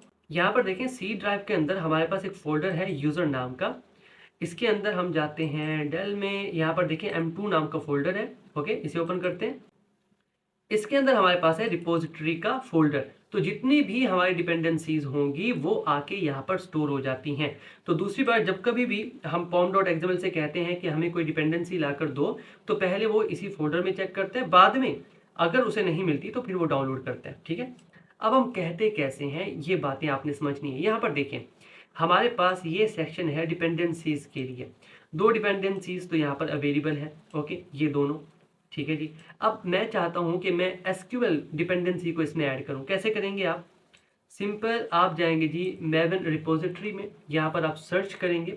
फॉर एग्जांपल मैं सर्च करता हूं एसक्यूएल कनेक्टर, एंटर करते हैं। ओके, यहाँ पर देखिए हमारे पास एसक्यूएल कनेक्टर आ चुका है, इसे क्लिक करते हैं। ओके, अब इसके अंदर हमें सारा कुछ मिल जाएगा, हमें जार फाइल को डाउनलोड करने की ज़रूरत नहीं है। नीचे आए, यहाँ पर वर्जन है, कोई भी वर्जन आप सेलेक्ट कर लें, मैं इसे सेलेक्ट करता हूँ। ओके, उसके बाद हमें ये देगा एक डिपेंडेंसी, उसे हमने कॉपी करना है और हमारा काम हो जाएगा। ओके, थोड़ा वेट करते हैं, नेट का थोड़ा इशू है। यहाँ पर देखें ये रही हमारे पास डिपेंडेंसी। ओके, आप इसे क्लिक करेंगे तो ये कॉपी हो जाएगी। ठीक है जी, अब हमने क्या करना है, हमने जाना है सीधा अपने इस प्रोजेक्ट के अंदर पॉम डॉट एक्सएमएल फाइल के अंदर, और यहाँ पर आके ना हमने क्या करना है, इस डिपेंडेंसी को यहाँ पर पेस्ट कर देना। ये हमने क्या किया, डिपेंडेंसी को पेस्ट कर दिया। ये है इसकी ग्रुप आईडी, ये है इसकी आर्टिफैक्ट आईडी, ये है इसका वर्जन, सारा कुछ हमने दे दिया किसको, पॉम डॉट एक्सएमएल को, और बाकी सारा इसका काम है। कैसे, यहाँ पर आते हैं, ठीक है, और मैं क्या करता हूँ, ये जो मैवन है ना हमारा, ठीक है जी, मैं इसे यहाँ से रीलोड कर लेता हूँ, इसे रीलोड करते हैं। ठीक है जी, ये रीलोड हो रहा है। ओके, अब इसके अंदर जाते हैं, इसके अंदर जाए तो ये देखिए डिपेंडेंसीज का हमारे पास एक ऑप्शन है, मैं इसमें जाता हूँ। ओके, अभी क्या होगा, हमारे पास ये जो एसक्यूएल कनेक्टर था इसमें आ चुका होगा। ये इसका मैजिक है मेवन का। पहले तो हमें सारे काम खुद करने पड़ते थे, बट अब ऐसा नहीं है। ठीक है जी। इसमें जाते हैं, एक काम करते हैं, इसमें रहने देता हूँ यार, जावा प्रोजेक्ट में से जाते हैं। ठीक है, जावा प्रोजेक्ट को हमने ओपन किया, इसके अंदर हमारे पास है डेमो, इसे मैं क्लोज कर देता हूँ। ठीक है, और ये है मेवन डिपेंडेंसीज, इसमें जाते हैं और इसमें ढूंढते हैं एसक्यूएल कनेक्टर। तो यहीं कहीं होना चाहिए क्योंकि हमने इसे ऐड कर दिया। ओके ओके, एसक्यूएल कनेक्टर, ये जितनी भी आपको नजर आ रही है ना, सारी की सारी डिपेंडेंसीज है। डिपेंडेंसीज मतलब आप कह सकते हैं कि जार फाइल्स है। ठीक है, ओके। अच्छा, इसमें मिल नहीं रहा, हम एक काम करते हैं, इसे ना दोबारा से ना रिफ्रेश कर लेते हैं। ठीक है, तो मैं इसे दोबारा से रिफ्रेश करता हूँ, वेट करते हैं। ओके, और इसे सेव भी कर लेते हैं पहले। ठीक है, इस फाइल को सेव कर लेते हैं और फिर उसके बाद रिफ्रेश करते हैं। ठीक है, ये चीज़ें मैं आपके सामने कर रहा हूँ ताकि आपको कोई इशू ना हो। ऐसा ना मैं अगर ये चीज़ें स्किप कर दूँ, ठीक है, और आपको प्रोग्राम रन करके दिखा दूँ, तो वो अच्छी बात नहीं है। मैं चाहता हूँ आप चीज़ें देखें। ठीक है, ओके। अब दोबारा प्रोजेक्ट में जाते हैं। ठीक है, और मेवन में जाके अब चेक करते हैं कि अब हमारे पास आया, ये रहा, देखें हमारे पास आ चुका है माई एसक्यूएल कनेक्टर। ठीक है जी, और इसकी जार फाइल हमारे पास डाउनलोड हो चुकी है। अब जाते हैं अपने फोल्डर में। ठीक है, रिपोजिटरी में जाते हैं और इसके अंदर कॉम में जाते हैं। तो कॉम में जाए तो हमारे पास होना चाहिए, ये रहा, देखें माई एसक्यूएल कनेक्टर, और इसकी जार फाइल भी हमारे पास आ चुकी है और इसका वर्जन है 8.0.33। यहाँ पर देखें 8.0.33। तो ये मैजिक है मेवन का। मतलब ये कि पहले जो काम हम करते थे मैन्युअली जाके जार को ढूंढो, उसे डाउनलोड करो, उसे अपने प्रोजेक्ट में लेकर आओ, तो वो चक्कर ही खत्म हो गया। हमने क्या किया, हम मेवन रिपोजिटरी पे गए, वहाँ पे जाके हमने सर्च किया जो भी हमें चाहिए डिपेंडेंसी, उसका कोड हमने कॉपी किया, उसका कोड लाके हमने pom.xml फाइल को दिया, इसे रीलोड किया, और क्या हुआ कि वो डिपेंडेंसी हमारे प्रोजेक्ट में ऐड हो चुकी है। तो ये आप कह सकते हैं कि मैजिक है मेवन का, जो हमारा काम काफ़ी ज़्यादा आसान कर देता है। ठीक है जी, दो बातें आपने याद रखनी है मेवन के बारे में। पहली बात कि मेवन एक बिल्ड टूल है। ओके, सेकंड, मेवन क्या करता है, डिपेंडेंसीज को मैनेज करने के लिए यूज़ किया जाता है। सेकंड वाला बहुत इंपॉर्टेंट है। आपने देख लिया कि ये कितना ज़्यादा हमारा काम आसान कर रहा है और इसकी हेल्प से हम इजीली डिपेंडेंसीज को ऐड कर सकते हैं। उसके बाद यहाँ पर कुछ और चीज़ें हैं जिनके बारे में मैं चाहता हूँ मैं आपको बता दूँ। यहाँ पर तो हमें वर्जन शो हो रहा है। ठीक है, ये चीज़ तो हो गई। यहाँ पर देखें डिपेंडेंसी के अंदर हमारे पास स्कोप भी है। स्कोप के बारे में आपने पहले पढ़ा होगा, अगर आपने हमारा कोर्स फॉलो किया है जावा बेसिक्स का, तो उसके अंदर हमने वेरिएबल का स्कोप पढ़ा था। ओके, वेरिएबल का स्कोप क्या होता है, या तो वेरिएबल लोकल होता है या ग्लोबल होता है। मतलब ये कि अगर आप किसी फंक्शन के अंदर वेरिएबल को डिक्लेयर करते हैं तो उसका स्कोप फंक्शन तक होता है, इट मीन्स वो लोकल वेरिएबल है। लेकिन अगर आप फंक्शन से बाहर डिक्लेयर करते हैं किसी वेरिएबल को तो उसका स्कोप हो जाता है ग्लोबल, मतलब पूरे फंक्शन में कहीं भी आप उसे एक्सेस कर सकते हैं। इसी तरह से हमारे पास ये जो डिपेंडेंसीज होती हैं इनका भी स्कोप होता है, मतलब कौन सी डिपेंडेंसी किस जगह आप यूज़ कर सकते हैं, किस जगह यूज़ नहीं कर सकते। मैंने आपसे कहा कि जब हम एक जावा एप्लीकेशन बनाते हैं ना, उसे बनाने से लेकर उसे डिप्लॉय करने तक काफ़ी सारे स्टेप्स होते हैं। उसके अंदर हमारे पास मान लीजिए, हाँ, कंपाइल से शुरू कर लेते हैं, उसके अंदर कंपाइल भी आता है, उसके अंदर हमारे पास टेस्टिंग भी होती है, पैकेजिंग भी होती है, डॉक्यूमेंटेशन भी उसी में शामिल हो जाता है, उसके बाद डिप्लॉइंग भी होती है। तो काफ़ी सारे स्टेप्स होते हैं। तो कहाँ कहाँ ये डिपेंडेंसी होगी, कहाँ कहाँ नहीं होगी, उसके बारे में बात करते हैं। यहाँ पर देखें हमारे पास ना ये जो डिपेंडेंसी है इसके साथ कहीं भी स्कोप मेंशन नहीं है, और ये जो डिपेंडेंसी है इसके साथ स्कोप मेंशन है। ओके, अब जिसके साथ स्कोप मेंशन नहीं होता बाय डिफॉल्ट उसका जो स्कोप होता है वो कंपाइल होता है। कंपाइल मीन कि वो हर जगह अवेलेबल होगी। इसे मजीद अगर आसान लफ्जों में बताएं तो ग्लोबल मान लीजिए। ठीक है जी, अब मजीद स्कोप के बारे में बात करते हैं। तो सिंपल हम जाते हैं और कोई डॉक्यूमेंटेशन पढ़ लेते हैं। ठीक है, हम यहाँ पर सर्च करते हैं, सर्च करते हैं किस लिए, स्कोप के लिए। ओके, तो स्कोप किस चीज़ का स्कोप, डिपेंडेंसीज का। ओके, ठीक है जी, डिपेंडेंसीज का स्कोप देखना है हमने, और वो भी मेवन के लिए देखना है। ठीक है, तो इनकी ऑफिशियल वेबसाइट पे आते हैं। यहाँ पर देखें हमारे पास है डिपेंडेंसी स्कोप, इसे क्लिक करते हैं तो यहाँ पर देखें हमारे पास एक है कंपाइल, एक है provided, run time, test, system और इंपोर्ट। टोटल 6 किस्म की हमारे पास है डिपेंडेंसी स्कोप। कंपाइल को अगर आप यूज़ करते हैं तो मैं मेंशन कर चुका हूँ कि क्या होगा, हर जगह आप उसे एक्सेस कर सकते हैं। बाकी हमारे पास जो प्रोवाइडेड है या रन टाइम है या टेस्ट है या सिस्टम है या इंपोर्ट है, इनके अलग अलग होते हैं। मतलब कहीं पर तो ये होता है प्रोवाइडेड और कहीं पर नहीं होता। ठीक है जी। अब एक काम करते हैं, यहाँ पर इनकी जो डॉक्यूमेंटेशन है ना, अगर आप ये खुद से पढ़ते हैं तो वेल एंड गुड, अच्छी बात है। जितनी ज़्यादा आप डॉक्यूमेंटेशन पढ़ेंगे उतने ज़्यादा आप एक अच्छे प्रोग्रामर होंगे। तो ये चीज़ मैं आपकी ज़िम्मे लगाता हूँ कि ये आपने खुद पढ़नी है। ओके, अच्छे से इसे समझना है। इसमें से अगर कोई ऐसा पॉइंट जो आपको समझ ना आए तो आपने कमेंट सेक्शन में बता देना है, इस पे भी हम वीडियो बना लेंगे। लेकिन मैं चाहता हूँ कि कुछ चीज़ें आप खुद से करना सीखें। अब आप स्प्रिंग बूट सीख रहे हैं, तो आप एक प्रोफेशनल लेवल पे आ चुके हैं, तो आपको चीज़ें खुद से भी करनी होंगी। ठीक है, हमने जो काम किया, हमने सीखा कि pom.xml फाइल का क्या रोल है, क्यों ये इतनी इंपॉर्टेंट है। हमने पढ़ा मेवन के बारे में। मेवन बिल्ड टूल है, डिपेंडेंसीज को मैनेज करने के लिए यूज होता है। कैसे डिपेंडेंसीज आती हैं हमारे प्रोजेक्ट के अंदर, कैसे पॉम फाइल उन्हें डाउनलोड करती है, लोकल सिस्टम में कौन से फोल्डर में रखती है, ये सारी चीज़ें हमने इस एक वीडियो में कवर की। ओके, ये ज़रूरी था मेवन के बारे में पढ़ना। अभी भी मेवन के काफ़ी सारे और टॉपिक्स हैं जो रहते हैं, पर मैं सिर्फ उन्हीं के बारे में बात कर रहा हूँ जो फिलहाल हमारे काम के हैं। ओके, आगे जाके जैसे जैसे हमें ज़रूरत पड़ती जाएगी, मुझे फील होगा कि हाँ अब मुझे बताना चाहिए इस टॉपिक के बारे में या इस टॉपिक के बारे में, तो साथ के साथ मैं कवर कराता जाऊंगा। फिलहाल के लिए जैसा कि मैंने कहा, हम बेसिक से स्टार्ट कर रहे हैं स्प्रिंग बूट को सीखना। तो मेवन मैंने आपको इतना बता दिया जितना ज़रूरी है। ओके, आपने इतना याद कर लेना है और चीज़ें आपके माइंड में होनी चाहिए। और ये जो हमने यहाँ पर ये जो फाइल बनाई है, वैसे आप चाहें तो इसके स्क्रीनशॉट ले सकते हैं, या फिर मैं आपको ये इसका लिंक सेंड कर देता हूँ। डिस्क्रिप्शन में मैं इसका लिंक दे दूंगा, आप जाएं इसे डाउनलोड करें, और मैं चाहता हूँ आप इसे एक बार ना गो थ्रू कर लें। आज की वीडियो स्टार्ट करने से पहले मैं एक बात क्लियर करना चाहता हूँ कि आज का लेक्चर बहुत ही ज़्यादा इम्पोर्टेंट है। मतलब ये कि अगर आज का लेक्चर आप अच्छे से सुनते हो, अच्छे से समझते हो, तो आप स्प्रिंग बूट सीख जाओगे। लेकिन अगर आप आज का लेक्चर अच्छे से नहीं सुनते तो आप स्प्रिंग बूट नहीं सीख पाओगे। क्योंकि आज के लेक्चर में हम बात करेंगे कि स्प्रिंग बूट काम कैसे करता है, वर्किंग कैसे होती है स्प्रिंग बूट की, और ये बहुत इंपॉर्टेंट है। एक बार अगर आप सीख गए कि स्प्रिंग बूट किस तरह से काम करता है, उसके बाद इसको समझना बहुत ज़्यादा आसान हो जाता है। इसीलिए मैं आपको हाईली हाईली रेकमेंड करता हूँ कि इस लेक्चर को आपने अच्छे से समझना है।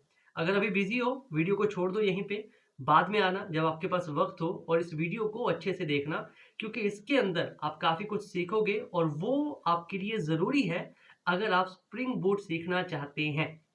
तो लेक्चर स्टार्ट करने से पहले अगर आप चैनल पे न्यू हैं तो चैनल को सब्सक्राइब कीजिए और वीडियो को लाइक कीजिए। तो चलें शुरू करते हैं इस लेक्चर को।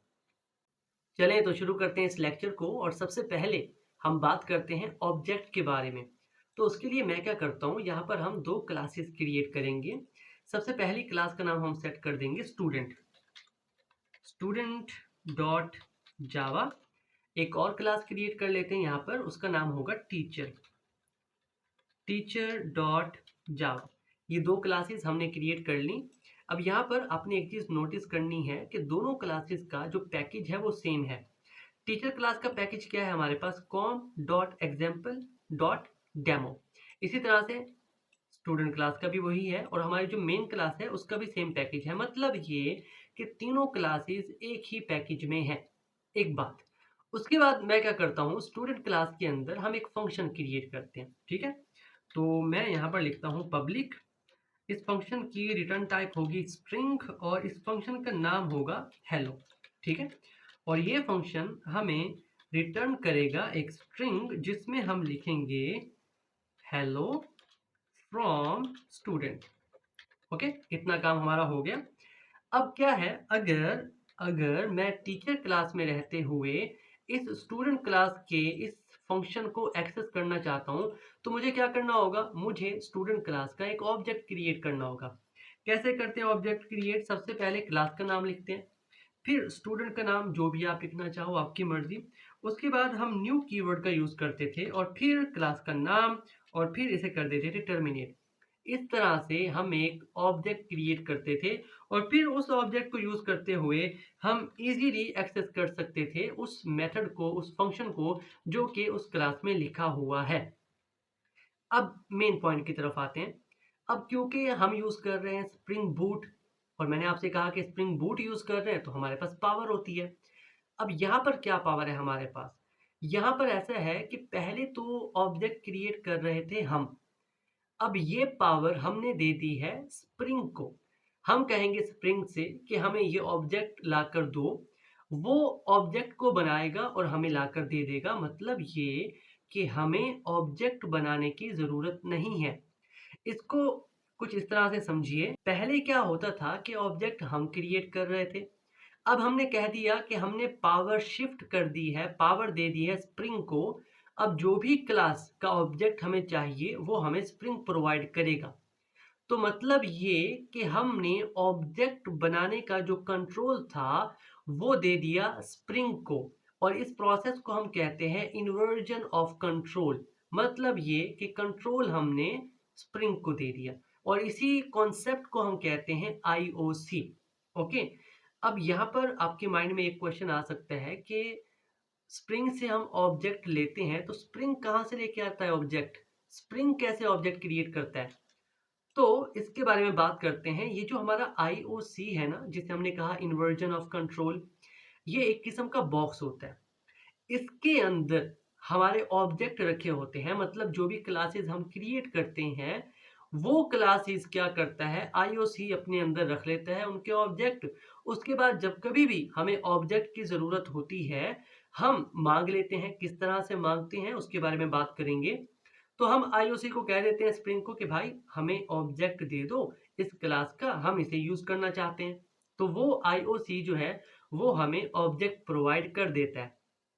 अब यहाँ पर एक और चीज़ मैं मेंशन करता जाऊँ कि आईओसी के अंदर जितने भी ऑब्जेक्ट्स होते हैं हम उन्हें बीन कहते हैं। तो अगर कोई आपसे बात कर रहा हो कि बीन हमें दे रहा है, बीन दे रहा है आईओसी, तो आपने कंफ्यूज नहीं होना। आईओसी के अंदर जितने भी ऑब्जेक्ट रखे हुए हैं उन्हें हम बीन कहते हैं। एक पॉइंट क्लियर हो गया। अब बात करते हैं कि आईओसी कहाँ से लाता है ऑब्जेक्ट। देखें, जब भी आप एक स्प्रिंग बूट एप्लीकेशन डेवलप करते हैं तो उसके अंदर जितनी क्लासेस होती हैं आईओसी उनको स्कैन कर लेता है। स्कैन करके अपने पास रख लेता है। फिर जब कभी आपको ऑब्जेक्ट चाहिए होता है वो ऑब्जेक्ट आपको दे देता है। अब यहाँ पर सवाल ये आता है कि अगर हमारी एप्लीकेशन में, स्प्रिंग बूट एप्लीकेशन में 50 क्लासेस हैं, 60 क्लासेस हैं, 40 हैं, 30 हैं, क्या ये सबको स्कैन करेगा? नहीं, ऐसा नहीं होता। ये सिर्फ उन्हीं क्लासेस को स्कैन करेगा जो हम कहेंगे। मतलब ये कि जिन क्लासेस का कंट्रोल, जिन क्लासेस के ऑब्जेक्ट बनाने का कंट्रोल मैं इसको देना चाहता हूँ, ये सिर्फ उन्हीं क्लासेस को स्कैन करेगा, बाकियों को स्कैन नहीं करेगा। अब कैसे स्कैन करते हैं इसके बारे में बात करते हैं। तो वापस से चलते हैं अपने वीएस कोड में। यहाँ पर देखें, अब हमारे पास ना ये स्टूडेंट क्लास है। अब मैं चाहता हूँ कि स्टूडेंट क्लास को आईओसी जो है, जो हमारा कंटेनर है, वो इसे स्कैन करे और मुझे ऑब्जेक्ट बनाकर दे दे। तो सिंपल हमने यहाँ पर एक एनोटेशन लिखनी है। एक एनोटेशन लिखेंगे और हमारा काम हो जाएगा। सिंपल हम यहाँ पर लिख देते हैं कंपोनेंट। ओके, ये एक एनोटेशन है। मतलब ये जो आपको साइन नजर आया ना एट द रेट का, ये साइन लगा के आप कुछ लिखते हो तो वो एनोटेशन होती है। एनोटेशन बेसिकली करती क्या है, अगर इस एनोटेशन को मैंने क्लास के ऊपर लिखा है तो ये पूरी क्लास की इंफॉर्मेशन प्रोवाइड करेगा। अगर इस एनोटेशन को हम किसी फंक्शन पे लिखते हैं तो वो फंक्शन की डेफिनेशन, फंक्शन के बारे में इंफॉर्मेशन प्रोवाइड करता है। अब जिस क्लास के ऊपर आपने ये कंपोनेंट एनोटेशन लिख दी, उस क्लास को आईओसी क्या करेगा, स्कैन कर लेगा और उसका ऑब्जेक्ट अपने पास रख लेगा। सिंपल। देखो यहाँ पर आते हैं और यहाँ पर आने के बाद ना अब मैं क्या करूँगा, मैं ऑब्जेक्ट क्रिएट नहीं करूँगा। ठीक है, मैंने कंपोनेंट लिख दिया, एनोटेशन लगा दी। अब ये काम शिफ्ट हो गया आईओसी के पास, उसने ये सारा काम करना है। तो मैं यहाँ पर सिंपल क्लास का नाम लिखूंगा और ऑब्जेक्ट क्रिएट कर लूंगा। सिंपल, इतना हमारा काम खत्म हुआ। हमने क्लास का नाम लिखा, ऑब्जेक्ट का नाम लिखा, ऑब्जेक्ट हमें बना बनाया मिल गया। आईओसी, इन्वर्जन ऑफ कंट्रोल, इसी कॉन्सेप्ट को कहते हैं और कुछ भी नहीं है। सिंपल। क्या करता है, क्लासेस को स्कैन करता है, जिन क्लासेस के ऊपर कंपोनेंट की एनोटेशन लगी होती है उनको स्कैन करके अपने पास रख लेता है। बाद में अगर आपको ऑब्जेक्ट चाहिए उन क्लासेस का तो आपको ऑब्जेक्ट लाकर दे देता है। ये इसका काम होता है, इससे ज़्यादा और कुछ काम नहीं है आईओसी का, ठीक है। अब आईओसी के साथ ना यहाँ पर एक और चीज़ मैं आपको बताता चलूँ कि हम अक्सर वर्ड यूज़ करते हैं एप्लीकेशन कॉन्टेक्स्ट का। भाई एप्लीकेशन कॉन्टेक्स्ट क्या होता है? देखें, हमारे पास जो आईओसी कंटेनर होते हैं वो 2 तरह के होते हैं। एक होता है बीन फैक्ट्री और एक होता है एप्लीकेशन कॉन्टेक्स्ट। मतलब ये कि आईओसी जो है उसको अचीव करने का जो प्रोसेस है उसे आप एप्लीकेशन कॉन्टेक्स्ट कह सकते हैं। या फिर मज़ीद आसान लफ्ज़ों में कहूँ तो आप आईओसी को एप्लीकेशन कॉन्टेक्स्ट कह सकते हो, नो इश्यू, ठीक है। अब इसके अंदर एक और टर्म होती है जिसे हम कहते हैं डिपेंडेंसी इंजेक्शन, जो कि बहुत ज़्यादा इंपॉर्टेंट है, उसके बारे में बात करते हैं, ठीक है। तो एक काम करते हैं, यहाँ पर हमारे पास आ गया जी कंपोनेंट, ठीक है, ये आ गया हमारे पास और हम इस फंक्शन को वहाँ से जाके एक्सेस करते हैं। तो हम यहाँ आ जाते हैं, ठीक है। यहाँ हम आ गए, हमने एक मेथड जो है एक ऑब्जेक्ट जो है वो हमने क्रिएट कर लिया और यहाँ पर ना इस क्लास को मैं एक एनोटेशन दे देता हूँ और वो एनोटेशन मैं दूंगा रेस्ट कंट्रोलर की। ओके, रेस्ट कंट्रोलर की मैंने इसको एनोटेशन दे दी। इनके बारे में बात करेंगे, आपने टेंशन नहीं लेनी। मैं जितनी भी एनोटेशन हम यूज़ करेंगे सारी की सारी एनोटेशन के बारे में हम बात करते जाएंगे। जैसा कि मैंने पहले कहा था कि जो भी वर्ड मैं यूज़ करूँगा वो मैं आपको समझाऊंगा, ठीक है। तो यहाँ पर हमने क्या किया, हमने स्टूडेंट S1 क्रिएट कर लिया, ठीक है। अब इसके बाद हमने क्या करना है, उस फंक्शन को एक्सेस करना है जो कि हमने इस स्टूडेंट क्लास के अंदर रखा हुआ है। कैसे एक्सेस करेंगे, यहाँ पर मैं एपीआई का यूज़ करूँगा, ठीक है, ताकि हम अपने क्रोम में जाके इसको देख सकें। तो एपीआई के लिए हम यूज़ करते हैं एनोटेशन गेट मैपिंग, ठीक है। गेट मैपिंग में सबसे पहले हमें पाथ देना पड़ता है, तो मैं यहाँ पर पाथ दे देता हूँ कि कोई भी अगर हेलो पे जाता है तो वहाँ पर हमारा मैसेज शो होना चाहिए, ठीक है जी। उसके बाद हमने मेथड का नेम प्रोवाइड करना होता है। मेथड का नेम क्या प्रोवाइड करेंगे, यहाँ पर मैं सेट कर देता हूँ ग्रीटिंग। ओके, ये हमारे मेथड का नेम है। उसके बाद पैरामीटर्स, अभी फिलहाल के लिए हम कोई पैरामीटर प्रोवाइड नहीं कर रहे। और उसके बाद यहाँ पर हमने क्या करना है, हम यहाँ से एक काम करते हैं, यहाँ पर ना हम फंक्शन सेट कर देते हैं इसके अंदर, ठीक है जी, कि जैसे ये कॉल हो तो इसके अंदर जो फंक्शन लिखा हुआ है ना वो कॉल हो जाए। फंक्शन कौन सा था, हम S1 को सिलेक्ट करेंगे, ये हमारा ऑब्जेक्ट है। उसके बाद डॉट हेलो इसके अंदर फंक्शन था, इसको हमने कॉल कर ली, ठीक है जी। और हम क्या करेंगे, हम इसको रिटर्न कर देंगे, ठीक है जी। ये फंक्शन है जी, हमने इसको रिटर्न कर दिया, सिंपल। मतलब ये कि अगर हेलो पे कोई जाता है तो S1 ऑब्जेक्ट की जो क्लास है जो कि है स्टूडेंट क्लास, उसके अंदर ये जो हेलो फंक्शन लिखा हुआ है उसको हमने रिटर्न कर देना है यहाँ से। ओके, इतना काम हो गया। अब एक काम करते हैं, इसको हम सेव कर लेते हैं, इस फाइल को भी सेव कर लेते हैं। जितना सीखा अभी उसको एग्जीक्यूट करके देखते हैं। तो मैं इस फाइल को रन करता हूँ। ओके, चलें जी, ये एग्जीक्यूट हो रहा है। ओके, तो ये एग्जीक्यूट हो चुका है और हमारा पोर्ट नंबर है 9191। आपकी तरफ होगा 8080। मेरा पोर्ट 9191 क्यों है, क्योंकि मैंने इस एप्लीकेशन प्रॉपर्टीज के अंदर पोर्ट जो है वो 9191 सेट किया हुआ है, जो कि हमने पिछली वीडियो में सेट किया था, ठीक है। तो अब यहाँ पर आ जाते हैं और यहाँ पर हम सर्च करते हैं लोकल, ठीक है जी, लोकल होस्ट 9191 एंटर करते हैं। तो हमारे पास आ रहा है हम और कोड। ये कहाँ से आ रहा है, ये पिछली वीडियो वाला कोड है। यहाँ पर देखिए हमने एक HTML फाइल भी क्रिएट की थी ना, वो मैं आपको दिखा देता हूँ। ये रही हमारे पास HTML फाइल स्टैटिक के अंदर, इसके अंदर लिखा हुआ था हम और कोड, ठीक है। हमने क्या करना है, हमने तो कहीं और जाना है।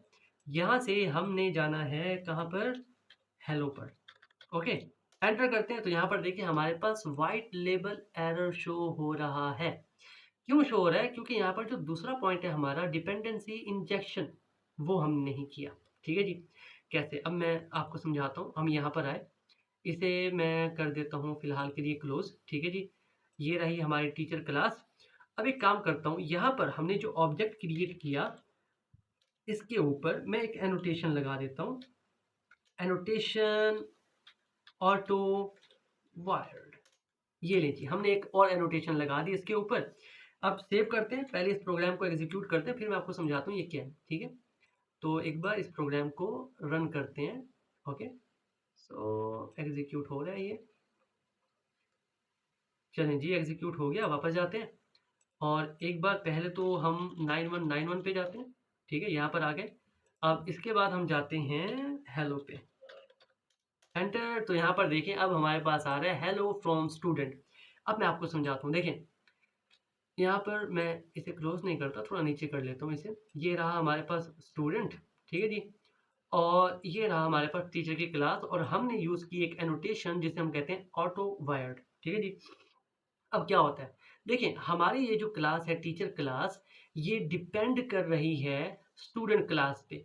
डिपेंड मतलब ये कि अगर स्टूडेंट क्लास का ऑब्जेक्ट क्रिएट होगा तभी इसकी जो वर्किंग है वो कंप्लीट होगी। ओके, इट मींस हमारी टीचर क्लास डिपेंड कर रही है स्टूडेंट क्लास पे। तो हमने क्या किया, यहाँ पर डिपेंडेंसी इंजेक्ट कर दी। ओके, ये जो ऑटो वायर्ड है इट मींस हमने डिपेंडेंसी को इंजेक्ट कर दिया। ये डिपेंडेंसी थी इस क्लास की, तो हमने इस एनोटेशन को यूज करते हुए डिपेंडेंसी को इंजेक्ट कर दिया, जिसकी हेल्प से हमें हमारे आउटपुट में आंसर शो हो रहा है। वहां पर लिखा हुआ आ रहा है, जो कि स्टूडेंट में लिखा था हमने, हेलो फ्रॉम स्टूडेंट। ओके, तो इस तरह से आपने याद रखना है कि आईओसी क्या होता है, डिपेंडेंसी इंजेक्शन क्या होता है, इन दोनों में आपने कंफ्यूज नहीं होना। आईओसी आपसे कोई पूछ ले कि क्या है, आपने सिंपल कहना है कि एक कंटेनर है जिसके अंदर क्लासेस को स्कैन करने के बाद, कौन सी क्लासेस को, जिनके ऊपर एक एनोटेशन लिखी होती है कंपोनेंट की, उन क्लासेस को ये स्कैन करता है। स्कैन करने के बाद ऑब्जेक्ट अपने पास रख लेता है in the form of bean, और फिर जब कभी कहीं भी हमें ज़रूरत पड़ती है ऑब्जेक्ट की, तो हम उससे मांग लेते हैं। कैसे मांग लेते हैं, हम सिंपल लिखते हैं ऑटो वायर्ड। ऑटो वायर्ड के भाई हमें इस क्लास का ऑब्जेक्ट दो। दूसरे लफ्जों में आप इसे कह सकते हैं हम डिपेंडेंसी को इंजेक्ट कर देते हैं, ठीक है जी। साथ में यहाँ पर देखिए कि हमारे पास जो एनोटेशन होती है हम क्लास के ऊपर भी लगा सकते हैं, एनोटेशन को हम किसी फील्ड के ऊपर भी लगा सकते हैं, एनोटेशन को हम किसी फंक्शन के ऊपर भी लगा सकते हैं, ठीक है जी। और एनोटेशन क्या करता है, जिसके ऊपर आप लगाते हैं उसकी इंफॉर्मेशन आपको प्रोवाइड करता है। तो आज का लेक्चर काफ़ी इंपॉर्टेंट था, क्योंकि अगर आपको आईओसी का पता नहीं होगा, आपको डिपेंडेंसी इंजेक्ट का पता नहीं होगा, ये जो एनोटेशन हमने यूज़ किए हैं, कंपोनेंट एनोटेशन, ऑटो वायर्ड हो गई, ठीक है, गेट मैपिंग, इसके बारे में थोड़ा और आपको बता दूं कि गेट मैपिंग क्या करता है, एंड पॉइंट क्रिएट करने के लिए यूज़ किया जाता है। मतलब ये कि फ्रंट एंड से जो भी रिक्वेस्ट आ रही है उसको ये एक्सेप्ट कर रहा है, और उसके बाद इस हेलो फंक्शन के अंदर जो भी कुछ लिखा हुआ है वो वापस भेज रहा है। इतना फिलहाल के लिए इतना आप अपने माइंड में रख लो। मजीद इन चीज़ों को हम आहिस्ता आहिस्ता एक्सप्लेन करते जाएंगे और इस कोर्स को कंटिन्यू रखेंगे। आज के लेक्चर में हम बात करेंगे रेस्टफुल एपीआई के बारे में, कि रेस्टफुल एपीआई क्या है, क्यों हम इसे यूज़ करते हैं और कैसे हम इसे यूज़ करते हैं। तो आज का लेक्चर काफ़ी इंटरेस्टिंग होने वाला है। वीडियो स्टार्ट करने से पहले आपसे एक हम्बल सी रिक्वेस्ट कि अगर आप चैनल पे न्यू हैं तो चैनल को सब्सक्राइब कीजिए और वीडियो को लाइक कीजिए। तो चलिए शुरू करते हैं इस लेक्चर को, और सबसे पहले हम बात करते हैं एपीआई के बारे में। क्योंकि अगर आप रेस्टफुल एपीआई के बारे में पढ़ना चाहते हैं तो ज़रूरी है कि आपको पता होना चाहिए एपीआई क्या होती है, ठीक है। तो इस लेक्चर में हम काफ़ी सिंपल एग्जांपल से बात करेंगे ताकि आप समझ पाएँ कि हाँ बेसिकली एपीआई क्या होती है और उसका काम क्या होता है। ओके, तो हम बात करते हैं एग्जाम्पल के बारे में। मान लीजिए आप एक रेस्टोरेंट में गए, अब वहाँ पे जाके बैठते हैं तो आपके पास एक वेटर आता है, वो आपसे पूछता है कि आप क्या लेंगे।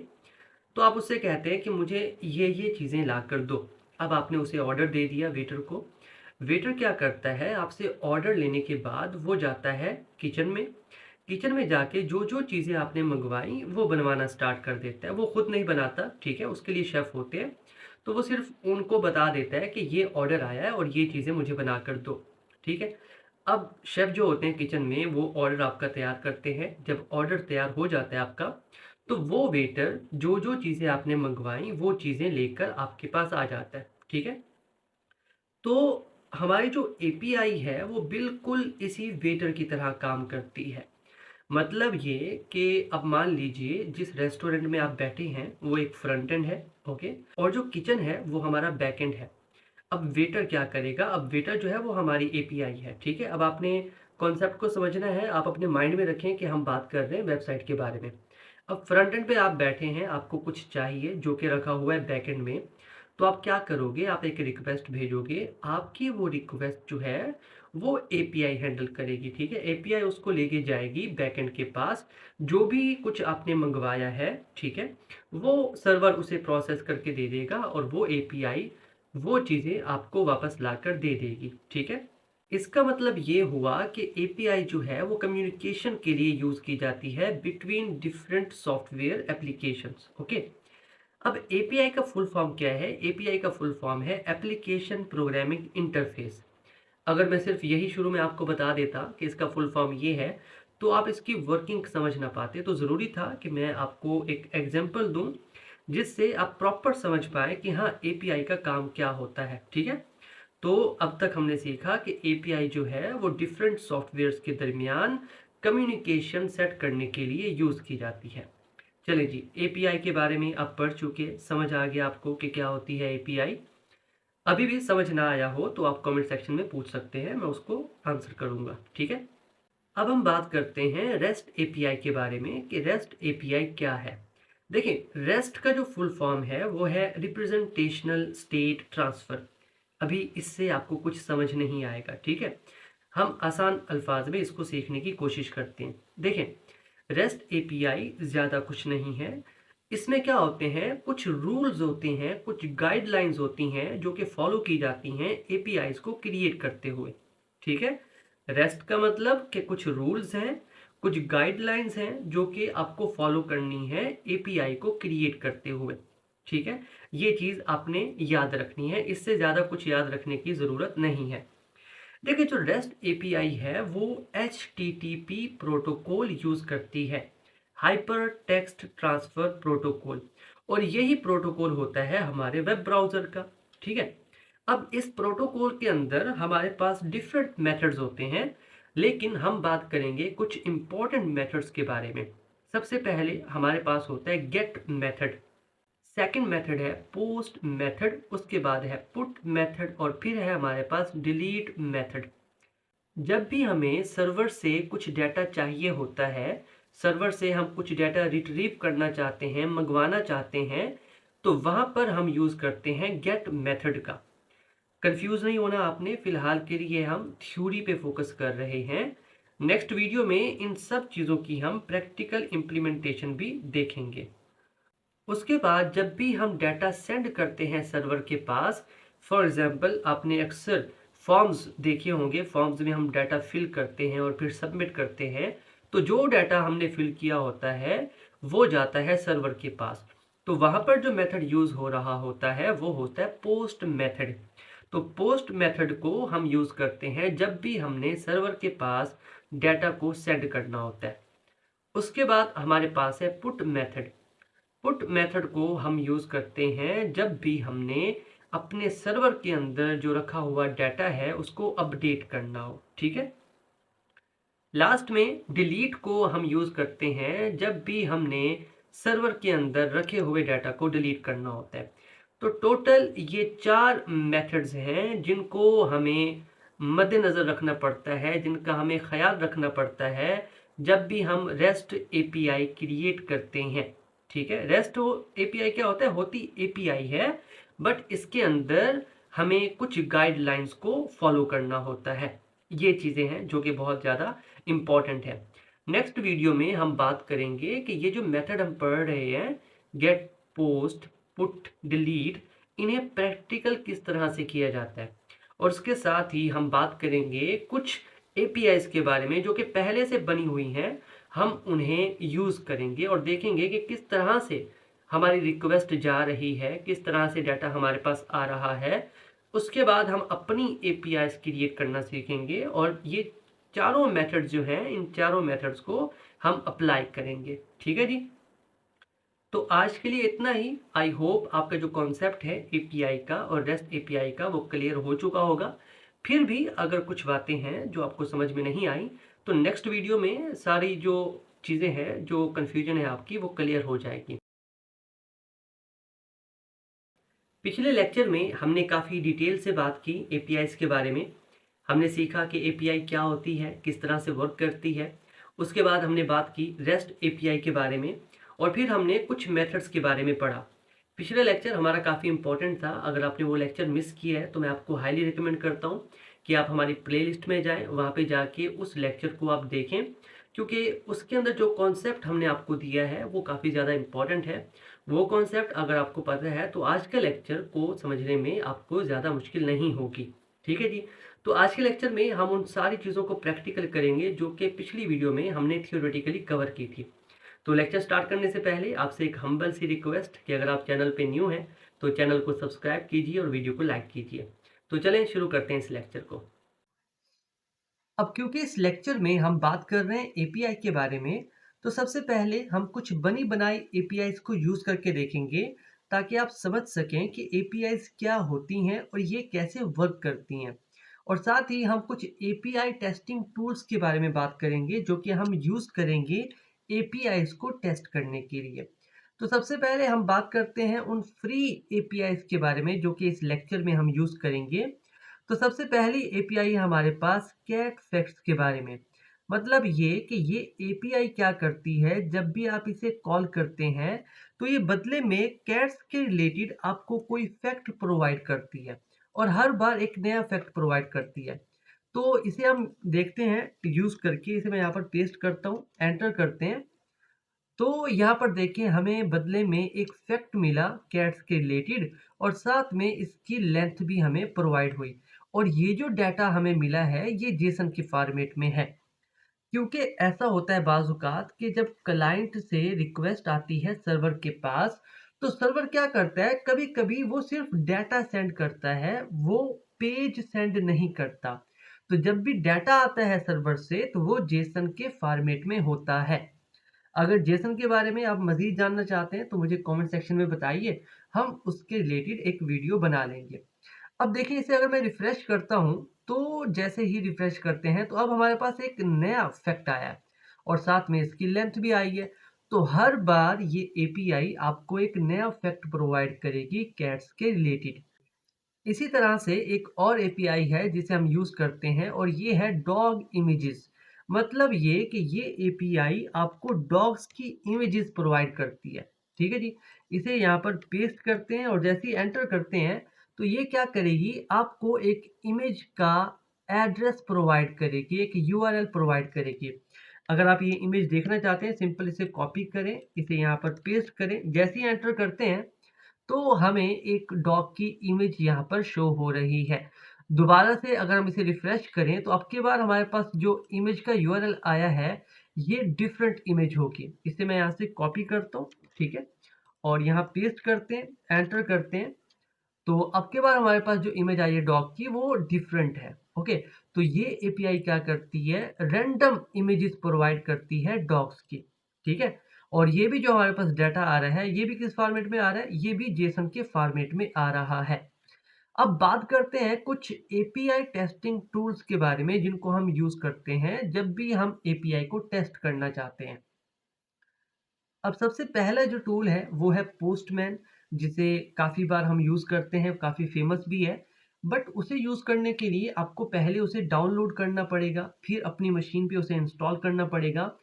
तो हम क्या कर रहे हैं, हम एक ऑनलाइन एपीआई टेस्टिंग टूल को यूज़ करेंगे जो कि है हॉपस्कॉच। ठीक है, तो हम इसे यूज़ करेंगे hopscotch.io।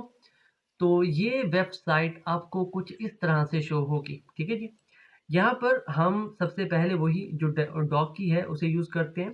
तो जैसे ही हम सेंड करते हैं तो हमें यहाँ पर रिस्पॉन्स मिलेगा और रिस्पॉन्स में क्या आ रहा है, हमारे पास जेसन फॉर्मेट में डाटा आ रहा है और साथ में यहाँ पर देखें स्टेटस भी है और स्टेटस है 200 और 200 का मतलब होता है ओके। मतलब ये कि आपकी एपीआई ठीक तरह से काम कर रही है। और साथ में हमारे पास डिफरेंट मेथड्स हैं। आप गेट भी कर सकते हैं, गेट की रिक्वेस्ट, पोस्ट भी कर सकते हैं, पुट भी कर सकते हैं, डिलीट भी कर सकते हैं और भी ऑप्शंस हैं। ठीक है जी। इसी तरह से हम यहाँ पर चाहें तो यूज कर सकते हैं कैट फैक्ट्स, सेंड करते हैं। ओके, तो यहाँ पर देखिए हमारे पास एपीआई ने रिस्पॉन्स में डाटा सेंड कर दिया हमारे पास। इसका भी जो स्टेटस है वो 200 है, ठीक है, और ये भी जेसन फॉर्मेट में है। अब आप जानते हैं कि जब भी हम सर्वर से डाटा लेना चाहते हैं हम गेट को यूज करते हैं, और हम यहाँ पर भी गेट को यूज कर रहे हैं। अब एक काम करते हैं, यहाँ पर हम पोस्ट को यूज करके देखते हैं। ओके, तो इसे यहाँ से सेंड करते हैं। अब यहाँ पर देखिए हमारे पास एरर शो हो रहा है, नॉट फाउंड। ओके, स्टेटस है 404, और 404 का मतलब होता है नॉट फाउंड, के मतलब जो चीज़ आप ढूंढने की कोशिश कर रहे हैं वो अवेलेबल नहीं है, वो मिली ही नहीं। ठीक है जी। तो हम यहाँ पर क्या कर रहे हैं, हम डाटा ले रहे हैं, यहाँ से कुछ भेज तो नहीं रहे। दैट्स वाई पोस्ट काम नहीं कर रहा, तो गेट के साथ ही काम चलाएंगे, दोबारा से सेंड करते हैं। अब यहाँ पर देखिए हमारे पास डाटा जो है वो वापस आ रहा है। तो इस तरह से एपीआई को टेस्ट किया जाता है, इस तरह से एपीआई वर्क करती हैं। इनका एक एंड पॉइंट होता है, देखो यहाँ पर देखो, ये है cat fact dot ninja slash fact, मतलब ये कि ये इसका एंड पॉइंट है। फिलहाल के लिए परेशान नहीं होना, हम अभी एंड पॉइंट्स क्रिएट करेंगे अपने स्प्रिंग बूट के अंदर। आपने सिर्फ ये देखना है कि कैसे एपीआईज वर्क कर रही है। सिंपल एक लिंक होता है जिसे हम एंटर करते हैं, तो वो बदले में हमें कुछ ना कुछ ला कर देता है। ठीक है जी, और ये हमने टेस्ट भी कर लिया हॉपस्कॉच को यूज करते हुए। आप इसे यूज कर सकते हैं, बहुत ईजी है। अब आते हैं अपनी एप्लीकेशन में, और यहाँ पर हमने डिफरेंट क्लासेस क्रिएट की थी पिछले लेक्चर में। यहाँ पर हम एक काम करते हैं, इस क्लास के अंदर ना हम इस क्लास को पहले तो एक एनोटेशन प्रोवाइड कर देते हैं जो कि है रेस्ट कंट्रोलर। ठीक है, तो यहाँ पर है रेस्ट कंट्रोलर, हमने इसे बना दिया। अब सबसे पहले हम बात करते हैं कि ये रेस्ट कंट्रोलर एनोटेशन करती क्या है। ओके जी, देखें, रेस्ट कंट्रोलर एनोटेशन को हम यूज करते हैं वेब सर्विसेज को क्रिएट करने के लिए।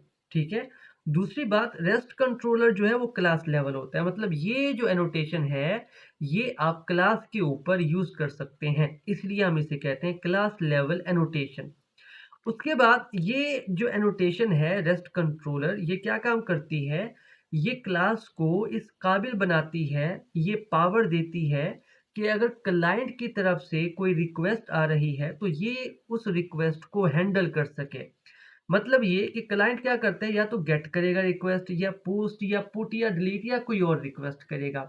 तो ये जो एनोटेशन है रेस्ट कंट्रोलर, ये क्या करेगी, इस टीचर क्लास को पावर प्रोवाइड करेगी कि अगर कोई भी रिक्वेस्ट आ रही है तो उसे हैंडल किया जा सके आसानी से। अब एक काम करते हैं, यहाँ पर एक मेथड क्रिएट कर लेते हैं पब्लिक। ये रिटर्न करेगा हमें एक स्ट्रिंग, और इसका नाम होगा एपीआई। और यहाँ पर हम यहाँ से रिटर्न करेंगे, फॉर एग्जाम्पल हम यहाँ पर लिखते हैं आई एम योर फर्स्ट एपीआई, कुछ इस तरह से।